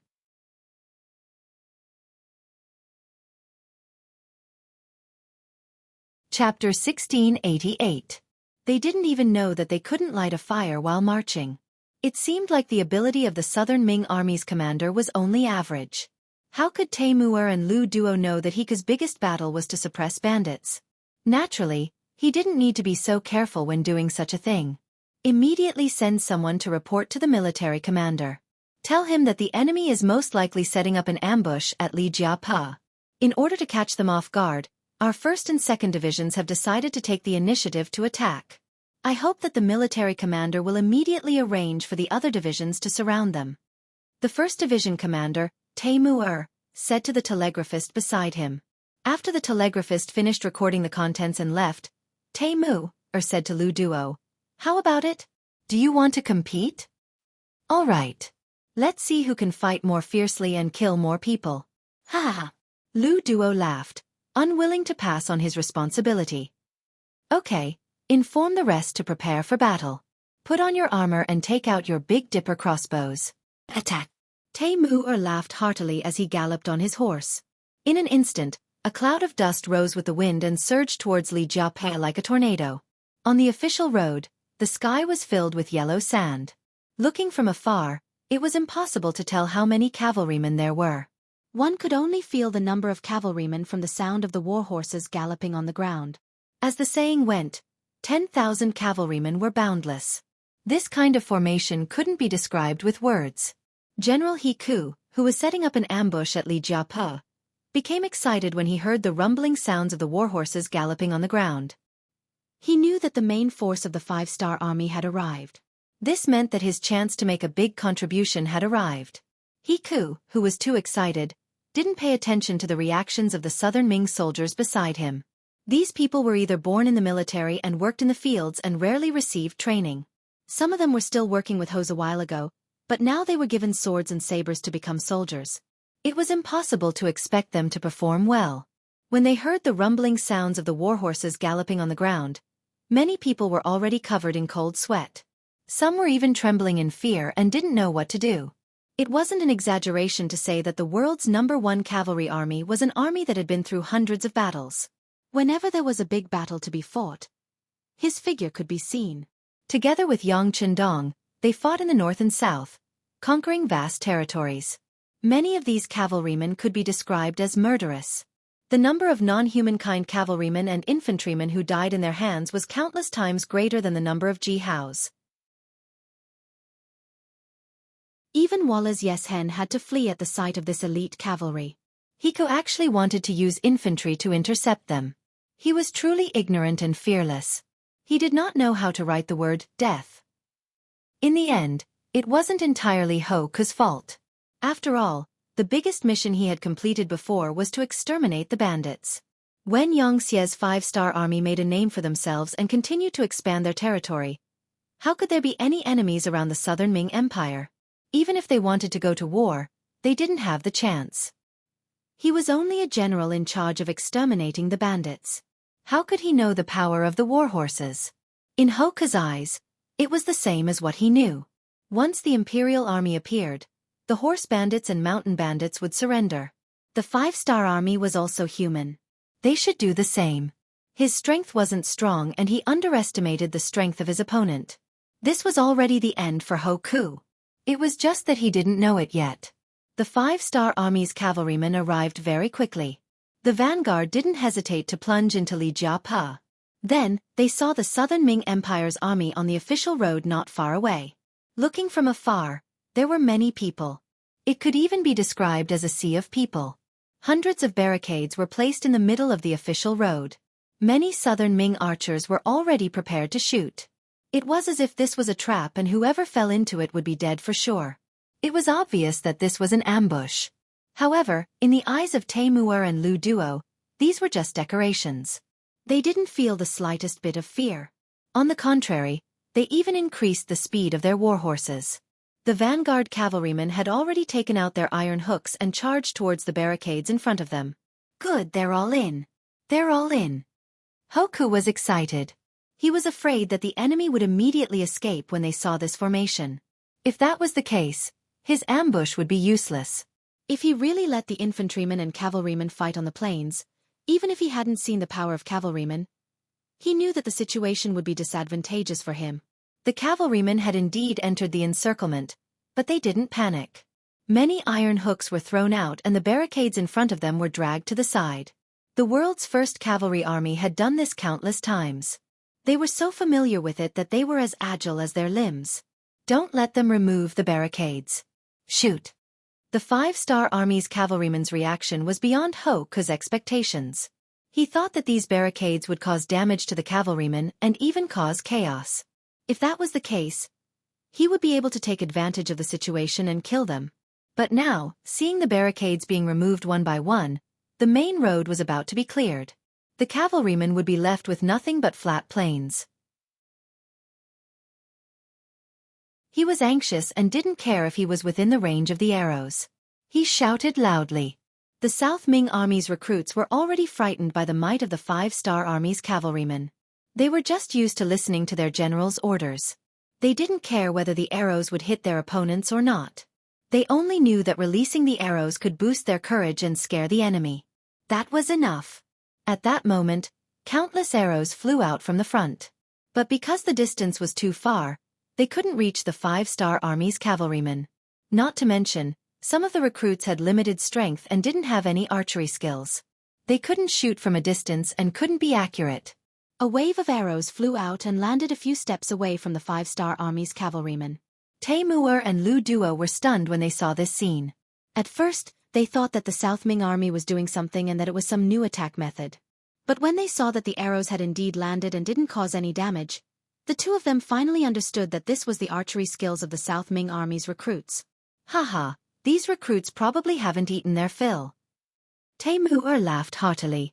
Commander Lu Duo, who was standing at the side, also smiled. However, his mind was still very clear, and he gave the order to charge ahead of Taimur. F***CK. Old Lu, you're not being considerate. You attacked first. Brothers of the 1st Division, charge. Taimur panicked when he saw the 2 ND Division's cavalrymen charging out first. He didn't want to lose to Lu Duo. He waved his saber and the 1st Division's cavalrymen also started to charge crazily. Another wave of yellow sand filled the sky, giving people the feeling that it covered the sky. Dozens of arrows appeared naturally in an array, and were aimed directly at the South Ming Army's front. Hika's roar sounded again. Release the arrows, release the arrows. Shield bearers in the first row, spearmen in the second row. Defend, defend.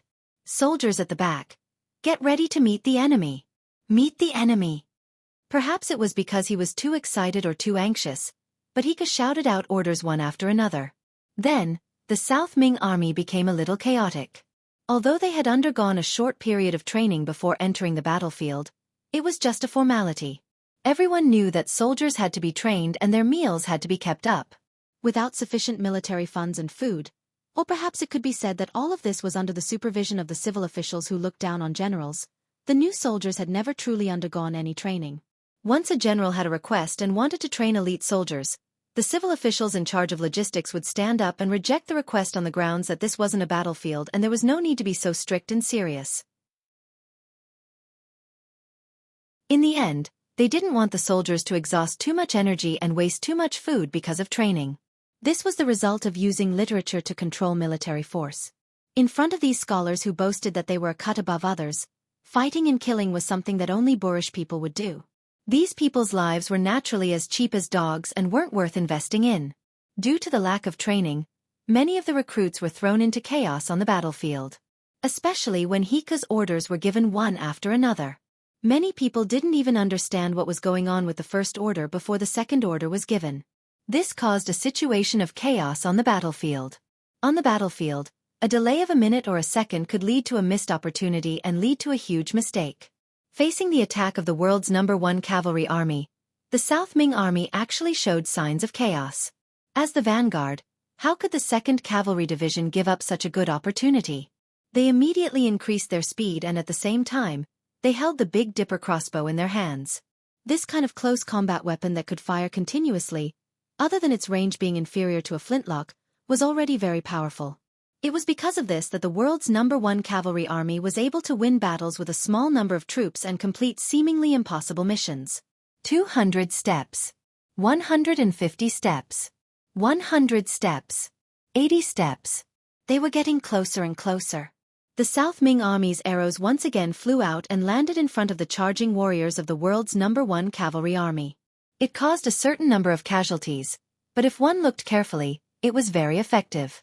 Apart from the cavalry's skillful horsemanship, which allowed them to perform various evasive maneuvers to avoid the arrows, the armor on their bodies also played a great role in protecting them.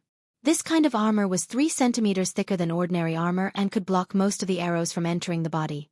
Even if they were hit, as long as it wasn't a critical position, they would only be lightly injured. Especially when they were around 60 steps away, the damage of the arrows seemed to increase. The tips of the arrows that were charging at the front were hit and had no choice but to retreat and rest. However, the damage only stopped there. When the distance was only 50 steps or even closer, the Big Dipper crossbow showed its power.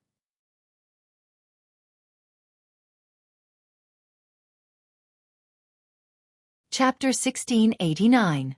This type of crossbow could fire a single shot or 7 shots in a row. Once the distance was right, it would display its unique power. One after another, the crossbows flew forward and fell into the Southern Ming army like steel needles. Cries of pain sounded from all directions. The Big Dipper crossbow could even fire a fan-shaped attack, dealing heavy damage to the enemy. Because they were the first and second rows of Southern Ming archers, they were wearing thin clothes. Only a few of them had leather armor, and most of them didn't even have battle armor. Facing the incomparably sharp Big Dipper crossbow, what could they use to block it? It was as if they would directly fall if they were hit by a single arrow. If they were lucky, the soldiers who weren't hit screamed and threw away their bows and began to roll on the ground. Just the 7-star crossbows of the vanguard cavalry had caused a lot of damage, causing the archers of the South Ming army to suffer heavy losses. At the same time, they had cleared a path for them to continue attacking, and at the same time, they had also cut off the threat that the archers of the South Ming army might bring. Under the attack of the 7-star crossbow, the Southern Ming army's third row of shield-bearers appeared in front of the cavalry. Although because of the chaos, the shield-bearers weren't completely in formation, because there were enough people, they gave off a feeling of great momentum. Attack! Chap! The dozens of cavalrymen at the front shouted loudly. Then, they pulled out their sharp sabers from their waists. They borrowed the momentum of their horses and used their speed to directly attack the shield-bearers in front of them. The sabers used by the world's #1 cavalry army were all specially polished. Whether it was the sharpness or the toughness, they were several times stronger than ordinary swords. Those foreign race cavalrymen and infantrymen who had fought with them all fearfully called them treasured sabers.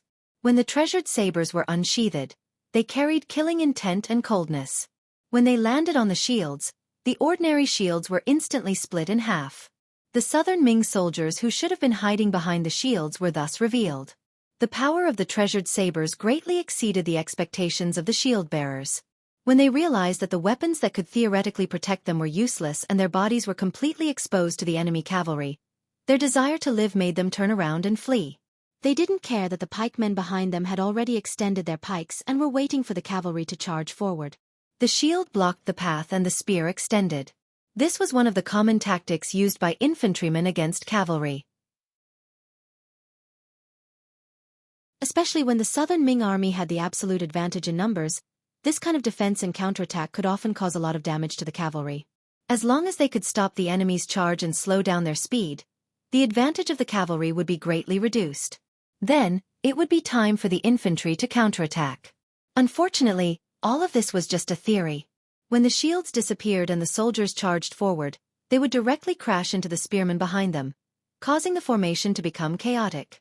This so-called theory would not work at all. Before the formation of the pikemen could even come into contact with the enemy cavalry, they were already in chaos, which greatly reduced their power. By the time the cavalry truly charged over, the tip of the pikemen disappeared with a flash of saber light. The pikemen's counterattack was reduced to nothing. More than 100 years later, the scene of the slave construction cavalry charging to kill the great Ming army happened in advance. The difference was that this time it was the five-star army that was attacking. The difference was that the five-star army's attack was more ferocious than the slave construction cavalry. After the formation of the archers, shield soldiers, and pikemen were broken, the defense of the southern Ming army was quickly paralyzed. Countless southern Ming soldiers began to desperately run to the back. At this time, they had already forgotten their mission. They only knew that if they rushed back, they might have a chance to live. The development of the situation on the battlefield was completely different from what they had imagined. It wasn't that whoever had more people would win. If this was the case, then each country didn't need to go to war. They could just directly develop their population. Although the five-star army only had 20,000 cavalrymen, they were all elite veterans. Even the newly recruited soldiers were the best of the best. They were all people who had seen blood and killed people before. Compared to the southern Ming army, which was full of new recruits, many of them hadn't even killed a chicken before. This was simply incomparable. Once the 7-star crossbows were used, the southern Ming army's formation was disrupted. Then, when the people borrowed the horses' momentum and the sabers' speed to rush into the somewhat chaotic southern Ming army, the slaughter began. Although these were all Han people and would be the cornerstone of the Xianxia's development in the future, in order to obtain a great victory and completely defeat the southern Ming imperial court, they could only endure the pain and kill. This was also in order to preserve more Han people. Blood splattered everywhere. Human lives were like grass. The battlefield had always been cruel. It wasn't a game of life and death. If one had a kind heart, the only one who would die would be himself. When everyone understood this principle, the only thing left was to kill. After the tip of the arrows pierced into the southern Ming army, it was like a large meat grinder. Any southern Ming soldiers who were in front of the five-star army or who dodged a little slower had their heads and limbs separated from their bodies. The smell of blood rushed into the noses of the southern Ming recruits. Ugh! Wag! The southern Ming recruits who had never experienced this kind of battle only felt waves of nausea. Then they had no choice but to squat on the ground and vomit. Especially when the war horses of the five-star army galloped past and trampled the corpses on the ground like mud. The visual impact made the southern Ming Empire recruits unable to control their bodies. They didn't even have the strength to wield their swords and spears. Other than vomiting, they could only vomit. Everyone, stand up. Don't squat down. Don't put down your weapons. Hika saw the situation develop to this point and roared in anger. Unfortunately, on the chaotic battlefield, under the sound of the horses' hooves, his shout was quickly drowned out and couldn't cause any waves. General, let's retreat. We can't stop them. A soldier came in front of Hiku and said this sentence. Then he directly carried Hiku, who was still cursing, and retreated to the back of the army. This was only a formation of 60,000 people. Behind them, there was still a formation of 60,000 people standing there intact. As long as they regrouped with them, they wouldn't have to worry about not having a chance to counterattack. Hika retreated and this scene was discovered by some of the recruits. At that moment, their last bit of will to resist no longer existed. They either fled in all directions or threw down their weapons and knelt on the ground to surrender. The army was defeated like a landslide. Even if there were 60,000 pigs, it would take at least a few days for the 20,000 cavalrymen of the five-star army to capture them. But now, under the iron hooves of the five-star army's cavalrymen, The 60,000 infantrymen couldn't even hold on for an hour and were completely defeated. On the battlefield, the fighting spirit of the southern Ming recruits was rapidly disintegrating. Even Tai Mu'er and Lu Duo, who were leading the troops, didn't expect this scene. They originally thought that with so many troops, they would still have to hold on for a while. But now, it seemed that victory came too suddenly.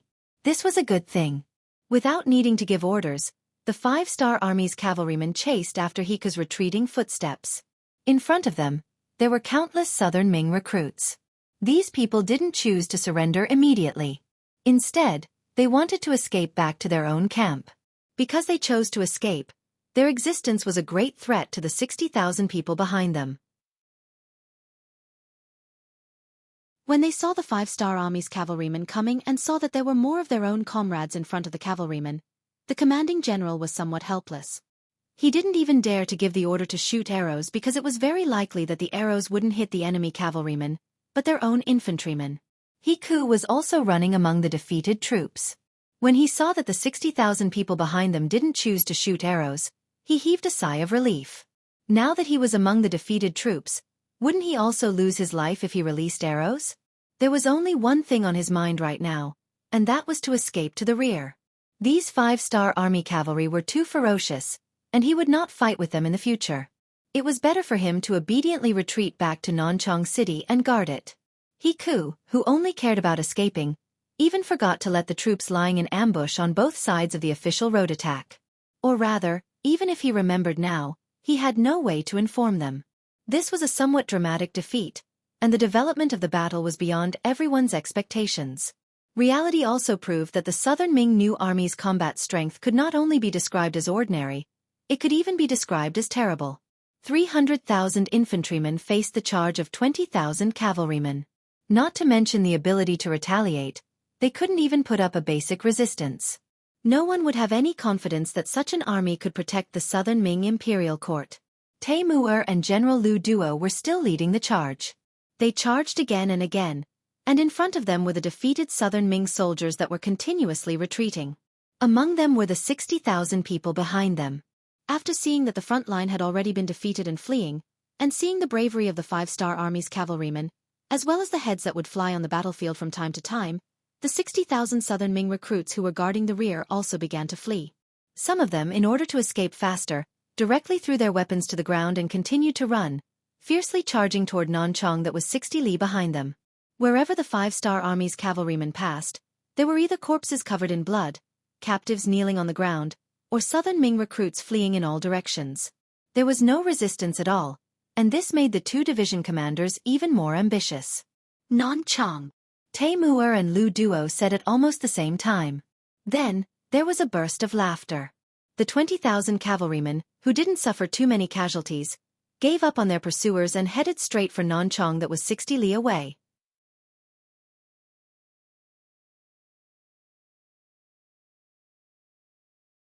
Chapter 1690. Instead of capturing captives everywhere, it would be better to directly attack the Nanchang prefecture. As long as they occupied the place, these deserters would become turtles in a jar and would not be able to escape. Of course, when they were attacking, they did not forget to send a telegram to Jianghu, who was behind them.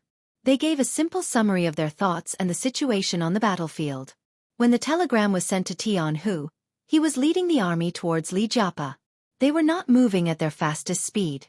Tianhu's idea was to let the two cavalry divisions consume the enemy's strength. When the enemy was exhausted, he would suddenly appear with the main force and win. He never thought that the battle would go so smoothly. Tianhu could only give up his previous plan and said to the telegram operator, "Immediately send a telegram to the 3rd, 4th, and 5th divisions. Tell them to quickly go to the battlefield and capture the captives. Order the army to speed up. Tell everyone that if they are late, they will not be able to drink the soup. Lastly, send a telegram to the 3rd division. Tell them to speed up and take care of the captives." Telegrams were sent out one after another. At this time, if one could look down from the sky, they would see that with Lijiapa as the center, there were several cavalry units moving quickly and surrounding him. Behind the cavalry, there was also the 5th division of the Lu Lungfeng division. Although they were the last to set out, they were quickly approaching the battlefield with their 3-wheeled motorcycles. Their vanguard had even caught up with the 3rd division. Nanchang Prefecture. The sky was getting dark. There were scattered soldiers standing guard on the city walls. But from their relaxed expressions, they did not realize that the battle was about to begin. There was less than half an hour before the city gates closed. The soldiers on the city walls began to gather in twos and threes to chat. From time to time they would even laugh. They were so relaxed because they were very optimistic about the situation on the front line. After all, the 300,000 infantrymen were already prepared. They were only facing the 100,000 five-star army from afar. They should have a high chance of winning. Even if they could not win in a short time, they could still be in a stalemate. As for the Nanchang Prefecture, it could be said that it was safe.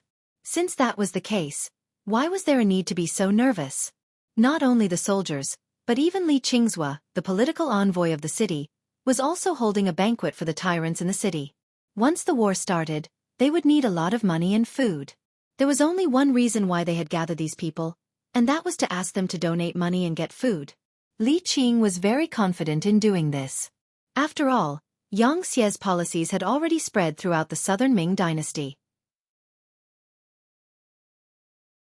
Those who surrendered could take 20% of their family's wealth and move out. Those who didn't surrender and did evil would be killed and their property confiscated. Those who didn't surrender and didn't do evil would be captured and released. They could only take 10% of their family's wealth and move out. This kind of policy was unacceptable to all magnates. Why should they hand over the wealth and land that they had worked so hard to create for several generations? With such a sharp contradiction, there was only one way to resolve it, and that was to fight. It would be best if they could defeat the five-star army. At the very least, they had to keep them out of the city. That way they could continue to live above others. For the sake of their better days, they could only donate some money and food. Although they felt some heartache, they could only do as they were told. When Li Qing's invitation was sent to the tyrants, they all thought about it and came. For a moment, the Li residence was very lively, and it didn't feel like a war was about to break out.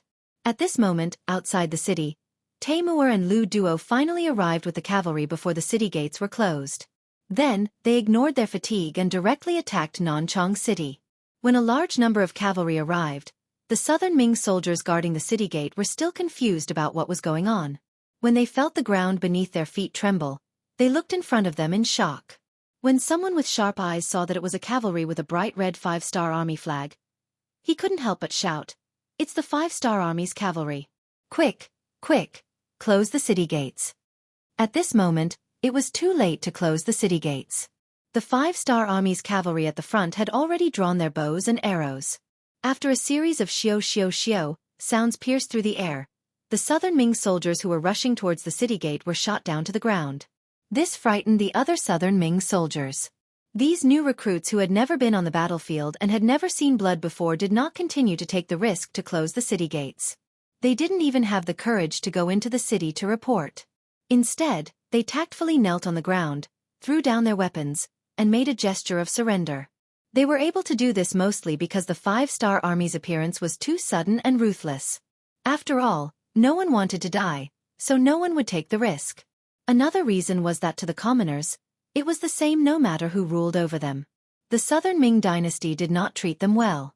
Especially in the past few years, the taxes had been constantly increasing. Some commoners could no longer live, and there were even some who directly left their homeland for the Xianxia's territory. It was said that the Han people there were treated very well. Not only were they able to eat their fill and wear warm clothes, but they were also given a lot of farmland and lived a better life. Those who stayed were not necessarily loyal to the southern Ming dynasty. They just didn't want to leave because of various reasons. Now that the five-star army's cavalry was in front of them, why would they risk their lives for the southern Ming dynasty? They might as well just surrender. In any case, they had no money, no power, and no farmland. Apart from their lives, they had nothing. Could the cavalry kill them? This was the true portrayal of the commoner's mentality under the feudal dynasty. Between the rise and fall of the dynasty, the commoners were usually the most indifferent. They didn't have high demands and only wanted to survive. Apart from a few rotten dynasties, most of them were very tolerant of the commoners. Therefore, the change of dynasty was always a struggle between the upper echelons. There were very few commoners who participated in it. Even if there were people who participated, there were only a few people. It was just like when the Japanese invaded China. The commoners also held such thoughts. This was why they were ruled for 8 years, and even longer in some areas. If the commoners could all stand up and resist, then they would all be able to wash the Japanese into the sea and feed them to the sharks. Temujin and Lu Duo smoothly entered the city. Then, several Xianxia secret agents came out from the city gates. They took out items that could prove their identity and gained the trust of the cavalry. Then, they immediately rushed to the most important places in Nanchang City. Poor Li Qing was still receiving the guests in the mansion when suddenly, a servant came to report that the 5-star army had entered the city. Li Qing, who had drunk a little too much, didn't hear it clearly. He thought that there was something wrong with his ears. He actually laughed and said, "Did this official hear wrongly? What did you just say? The 5-star army was defeated?" Seeing that Li Qing was still not sober, the soldier who came to report couldn't help but raise his voice and shouted, "Sir, it wasn't that the 5-star army was defeated. They entered the city and have already surrounded our Li mansion." The voice was so loud that this time, Li Qing heard it clearly. Because of this, he froze in place and looked at the soldier who came to report with an incredulous expression. He wanted to know what was going on. Was it the servant's nonsense, or did the 5-star army really enter the city? There was no need to verify.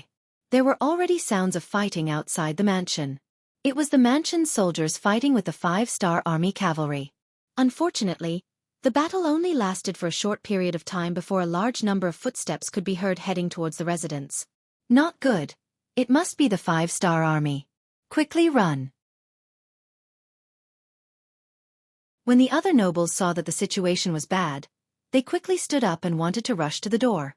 Then, countless sabers were erected in front of them, forcing them to retreat. A burly man with the insignia of a major general walked into the hall with a smile. Who else could it be but Temujin? When he saw so many people in bright clothes gathered here, he couldn't help but laugh and say, "Not bad, everyone should be here. Since that's the case, capture them all. Kill anyone who resists." In the face of the ferocious Temujin, everyone stopped resisting. They could feel the killing intent coming from this general and his soldiers. They believed that if they really dared to resist, they would be the next to die. More than 2 hours before the fall of Nanchang City, Tianhu also brought his army to Lijapa and attacked the 200,000 new South Ming soldiers who were still lying in ambush here, waiting for orders. When the ambushers became the target of the ambush, the morale of the South Ming soldiers quickly collapsed. When the Leng Feng 5th Division and Meng Sanshi arrived, they began to capture the captives. In this battle, more than 12,000 of the 300,000 South Ming soldiers died. Most of them were trampled to death. Tens of thousands were injured and more than 200,000 were captured. Even the general, He Ku, was captured at night. In the end, less than 20,000 people escaped. Even these 20,000 people didn't report to the other South Ming government offices. It was obvious that they were scared by the 5-star army. They changed from soldiers back to commoners. On the day of Nanchang Prefecture's complete victory, gunshots rang out in Xianxia Prefecture, and the sounds of killing shook the heavens. It was completely different from Guangzhou City and Nanchang City. The 5-star army chose to storm the city and kill their way in. Huguang City was also known as the Hubei Administrative Bureau, Jiangxia City, Wuchang City, Wuhan City. It had Wuchang City, Hanyang City, Huangzhou City, Qingtian City, Den City, Jingzhou City, Xiangyang City, Yunyang City, etc. Lu Jianli, the Administrative Bureau of the Left, gathered all the soldiers and civilians of Hubei City in Jiangxia City. There were a total of 100,000 soldiers. Then, they welcomed the 150,000 reinforcements sent by the Imperial Court. With Mu Tsong as the leader, they decided to defend Jiangxia City to the death.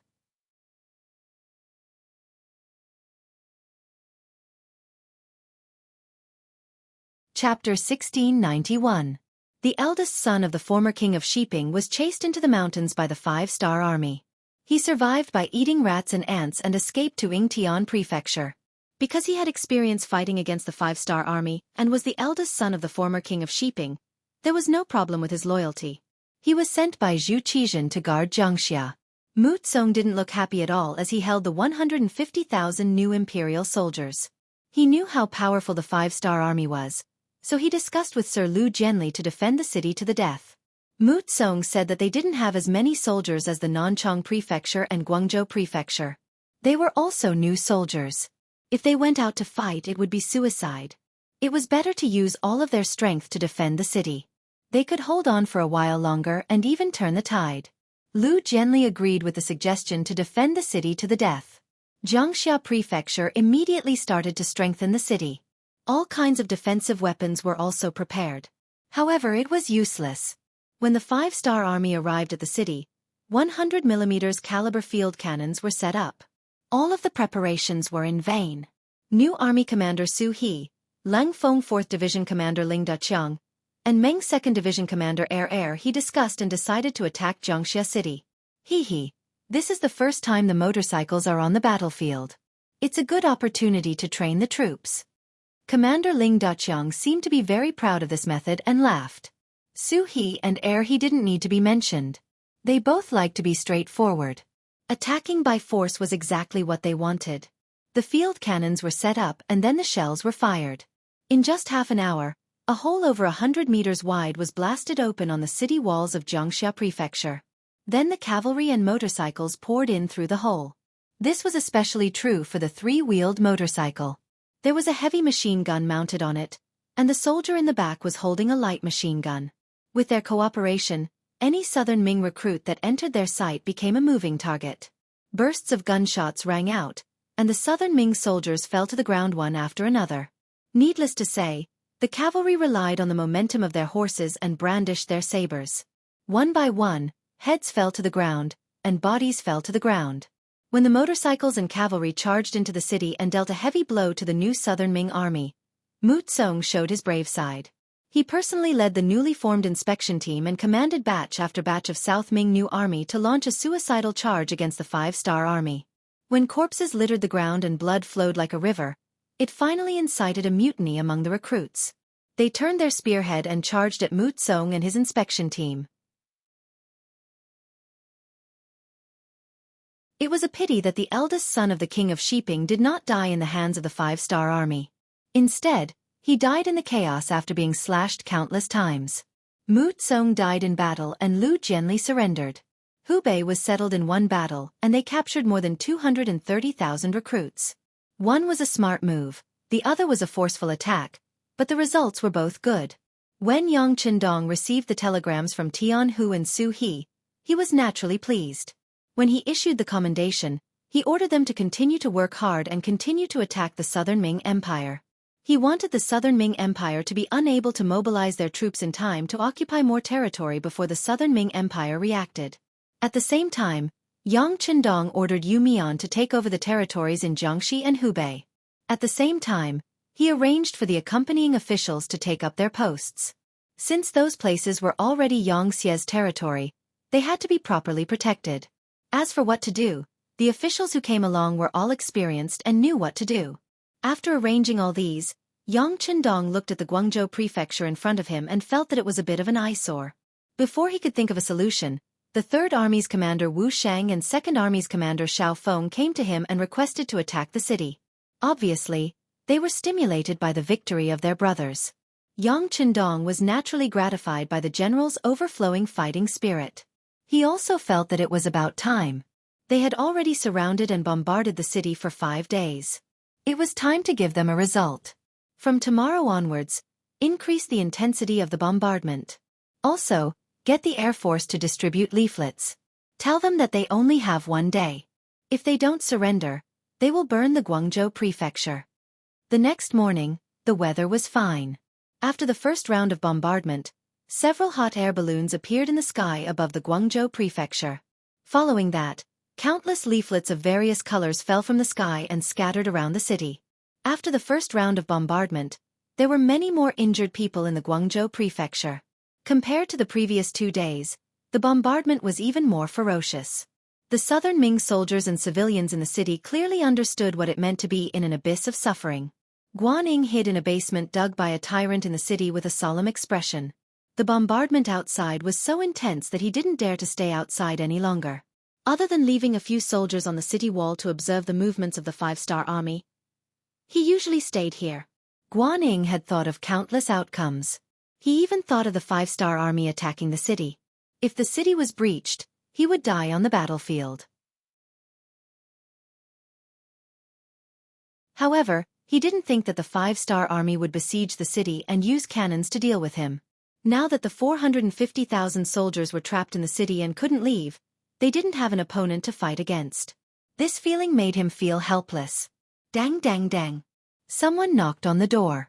Before Guan could invite him in, the Guangdong provincial secretary, Xianxia, walked in with a leaflet in his hand. He was sweating profusely. General Guan, look at this. It's all over the city. The situation isn't good. Guan reached out to take the leaflet. After reading the first few lines, Guan flew into a rage. This is impossible. The Nanchang Prefecture and Xianxia Prefecture have a total of 550,000 soldiers. How could they be breached in such a short time? This must be a rumor spread by the five-star army to attack our morale. Xianxia didn't answer this question. He didn't know how to answer it. Logically speaking, this was impossible. However, after seeing the power of the five-star army's cannons, he had to admit that the five-star army could do what the Southern Ming army couldn't. Just like the Guangzhou prefecture under his feet. Was it because the five-star army couldn't take it down? Of course not. They just wanted to capture him. However, looking at the contents of the leaflet, if they didn't surrender, the cannons would be even fiercer. They might even set the city on fire. It was obvious that the five-star army was angry. They would rather give up the Guangzhou prefecture to deal with them. If they really wanted to burn the city, they wouldn't have anywhere to hide. Xianxia hurriedly came to find Guan, hoping to discuss a solution. After reading the leaflet seriously, Guan turned around and asked Xianxia, Sir Yang, do you think that Nanchang and Jiangxia prefectures have really been breached? What does it matter if they are breached or not? The important thing is that we don't have time. The five-star army had already made the final announcement through the leaflet. Either we rush out and fight the five-star army, or we abandon the city and escape. Otherwise, we can just stay in the city and wait to be burned to death. Xianxia reminded Guan. At this moment, Guan didn't care about whether Nanchang and Jiangxia prefectures had been breached or not by the five-star army. Xianxia was right. The difficulty in front of them was the most important. Didn't the five-star army say that they will take in the wounded? Send our wounded out of the city and we will break out. I believe that the emperor won't blame us. If there is a crime, I will bear it.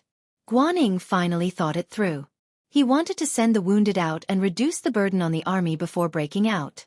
He had a feeling that the five-star army was playing the trick of surrounding 3 and missing 1. However, he didn't have a choice now, right? Once the hundreds of thousands of soldiers rushed out of the city, there would be many who would escape. This could be considered as leaving some seeds for the Southern Ming army. After finally making a decision, Xianxia let out a sigh of relief after hearing Guan decision. He was afraid that Guan would still be indifferent. If that was the case, then the problem would be serious. He was afraid that the wounded soldiers wouldn't be comforted and a mutiny might occur. If that was the case, then there was no need for the five-star army to make a move. The hundreds of thousands of soldiers would kill themselves. Xianxia let out a sigh of relief and seemed to be afraid that Guan would go back on his words. He hurriedly said, Okay, I will arrange for the wounded soldiers to be sent out of the city. I hope that the five-star army will keep their promise and treat them. Xianxia's shout could be heard from the top of the Guangzhou city's city wall. He expressed that he was willing to hand over the wounded soldiers to the five-star army and hoped that they would be treated well. Soon after, the western city gate opened and some southern Ming soldiers carried or supported the 20,000 wounded soldiers out of the city. Then, the soldiers in charge of escorting the wounded soldiers hurriedly returned to the city and closed the city gate from the inside. The five-star army continued to watch and didn't take the opportunity to attack. It wasn't until the gates of the Guangzhou city were closed that some soldiers rushed forward and brought the wounded soldiers back. The medical personnel who had been waiting for a few days also came forward and began to classify the wounded soldiers and treat them. They're quite cooperative. Commander Wu Shang chuckled. Yang Qindong's expression didn't change. Everything was within his expectations because he knew that the enemy was going to break out. It seems that we don't need to burn down the Guangzhou city. Sixth young master. Do you mean that they are going to break out? Wu Shang was worthy of his position as a commander and quickly thought of something. On the other side, Commander Xiaofeng also understood Yang Chendong's meaning and added, "The reason why they sent the wounded soldiers out is because they don't want to be implicated when they break out." "That's right. You are all right. All right, Commander Wu, you have things to do. Go and inform Commander Ahuli and prepare to make a move. If I'm not wrong, they will break out tonight." Yang Chendong nodded calmly. The Battle of the Guangzhou city should be over soon. Just as Yang Chendong expected, after the wounded soldiers were sent away, Guaning made preparations to break out. You're tuning in to the Wisdom Diary YouTube channel. Don't forget to subscribe and join us on this journey to catch the most captivating stories.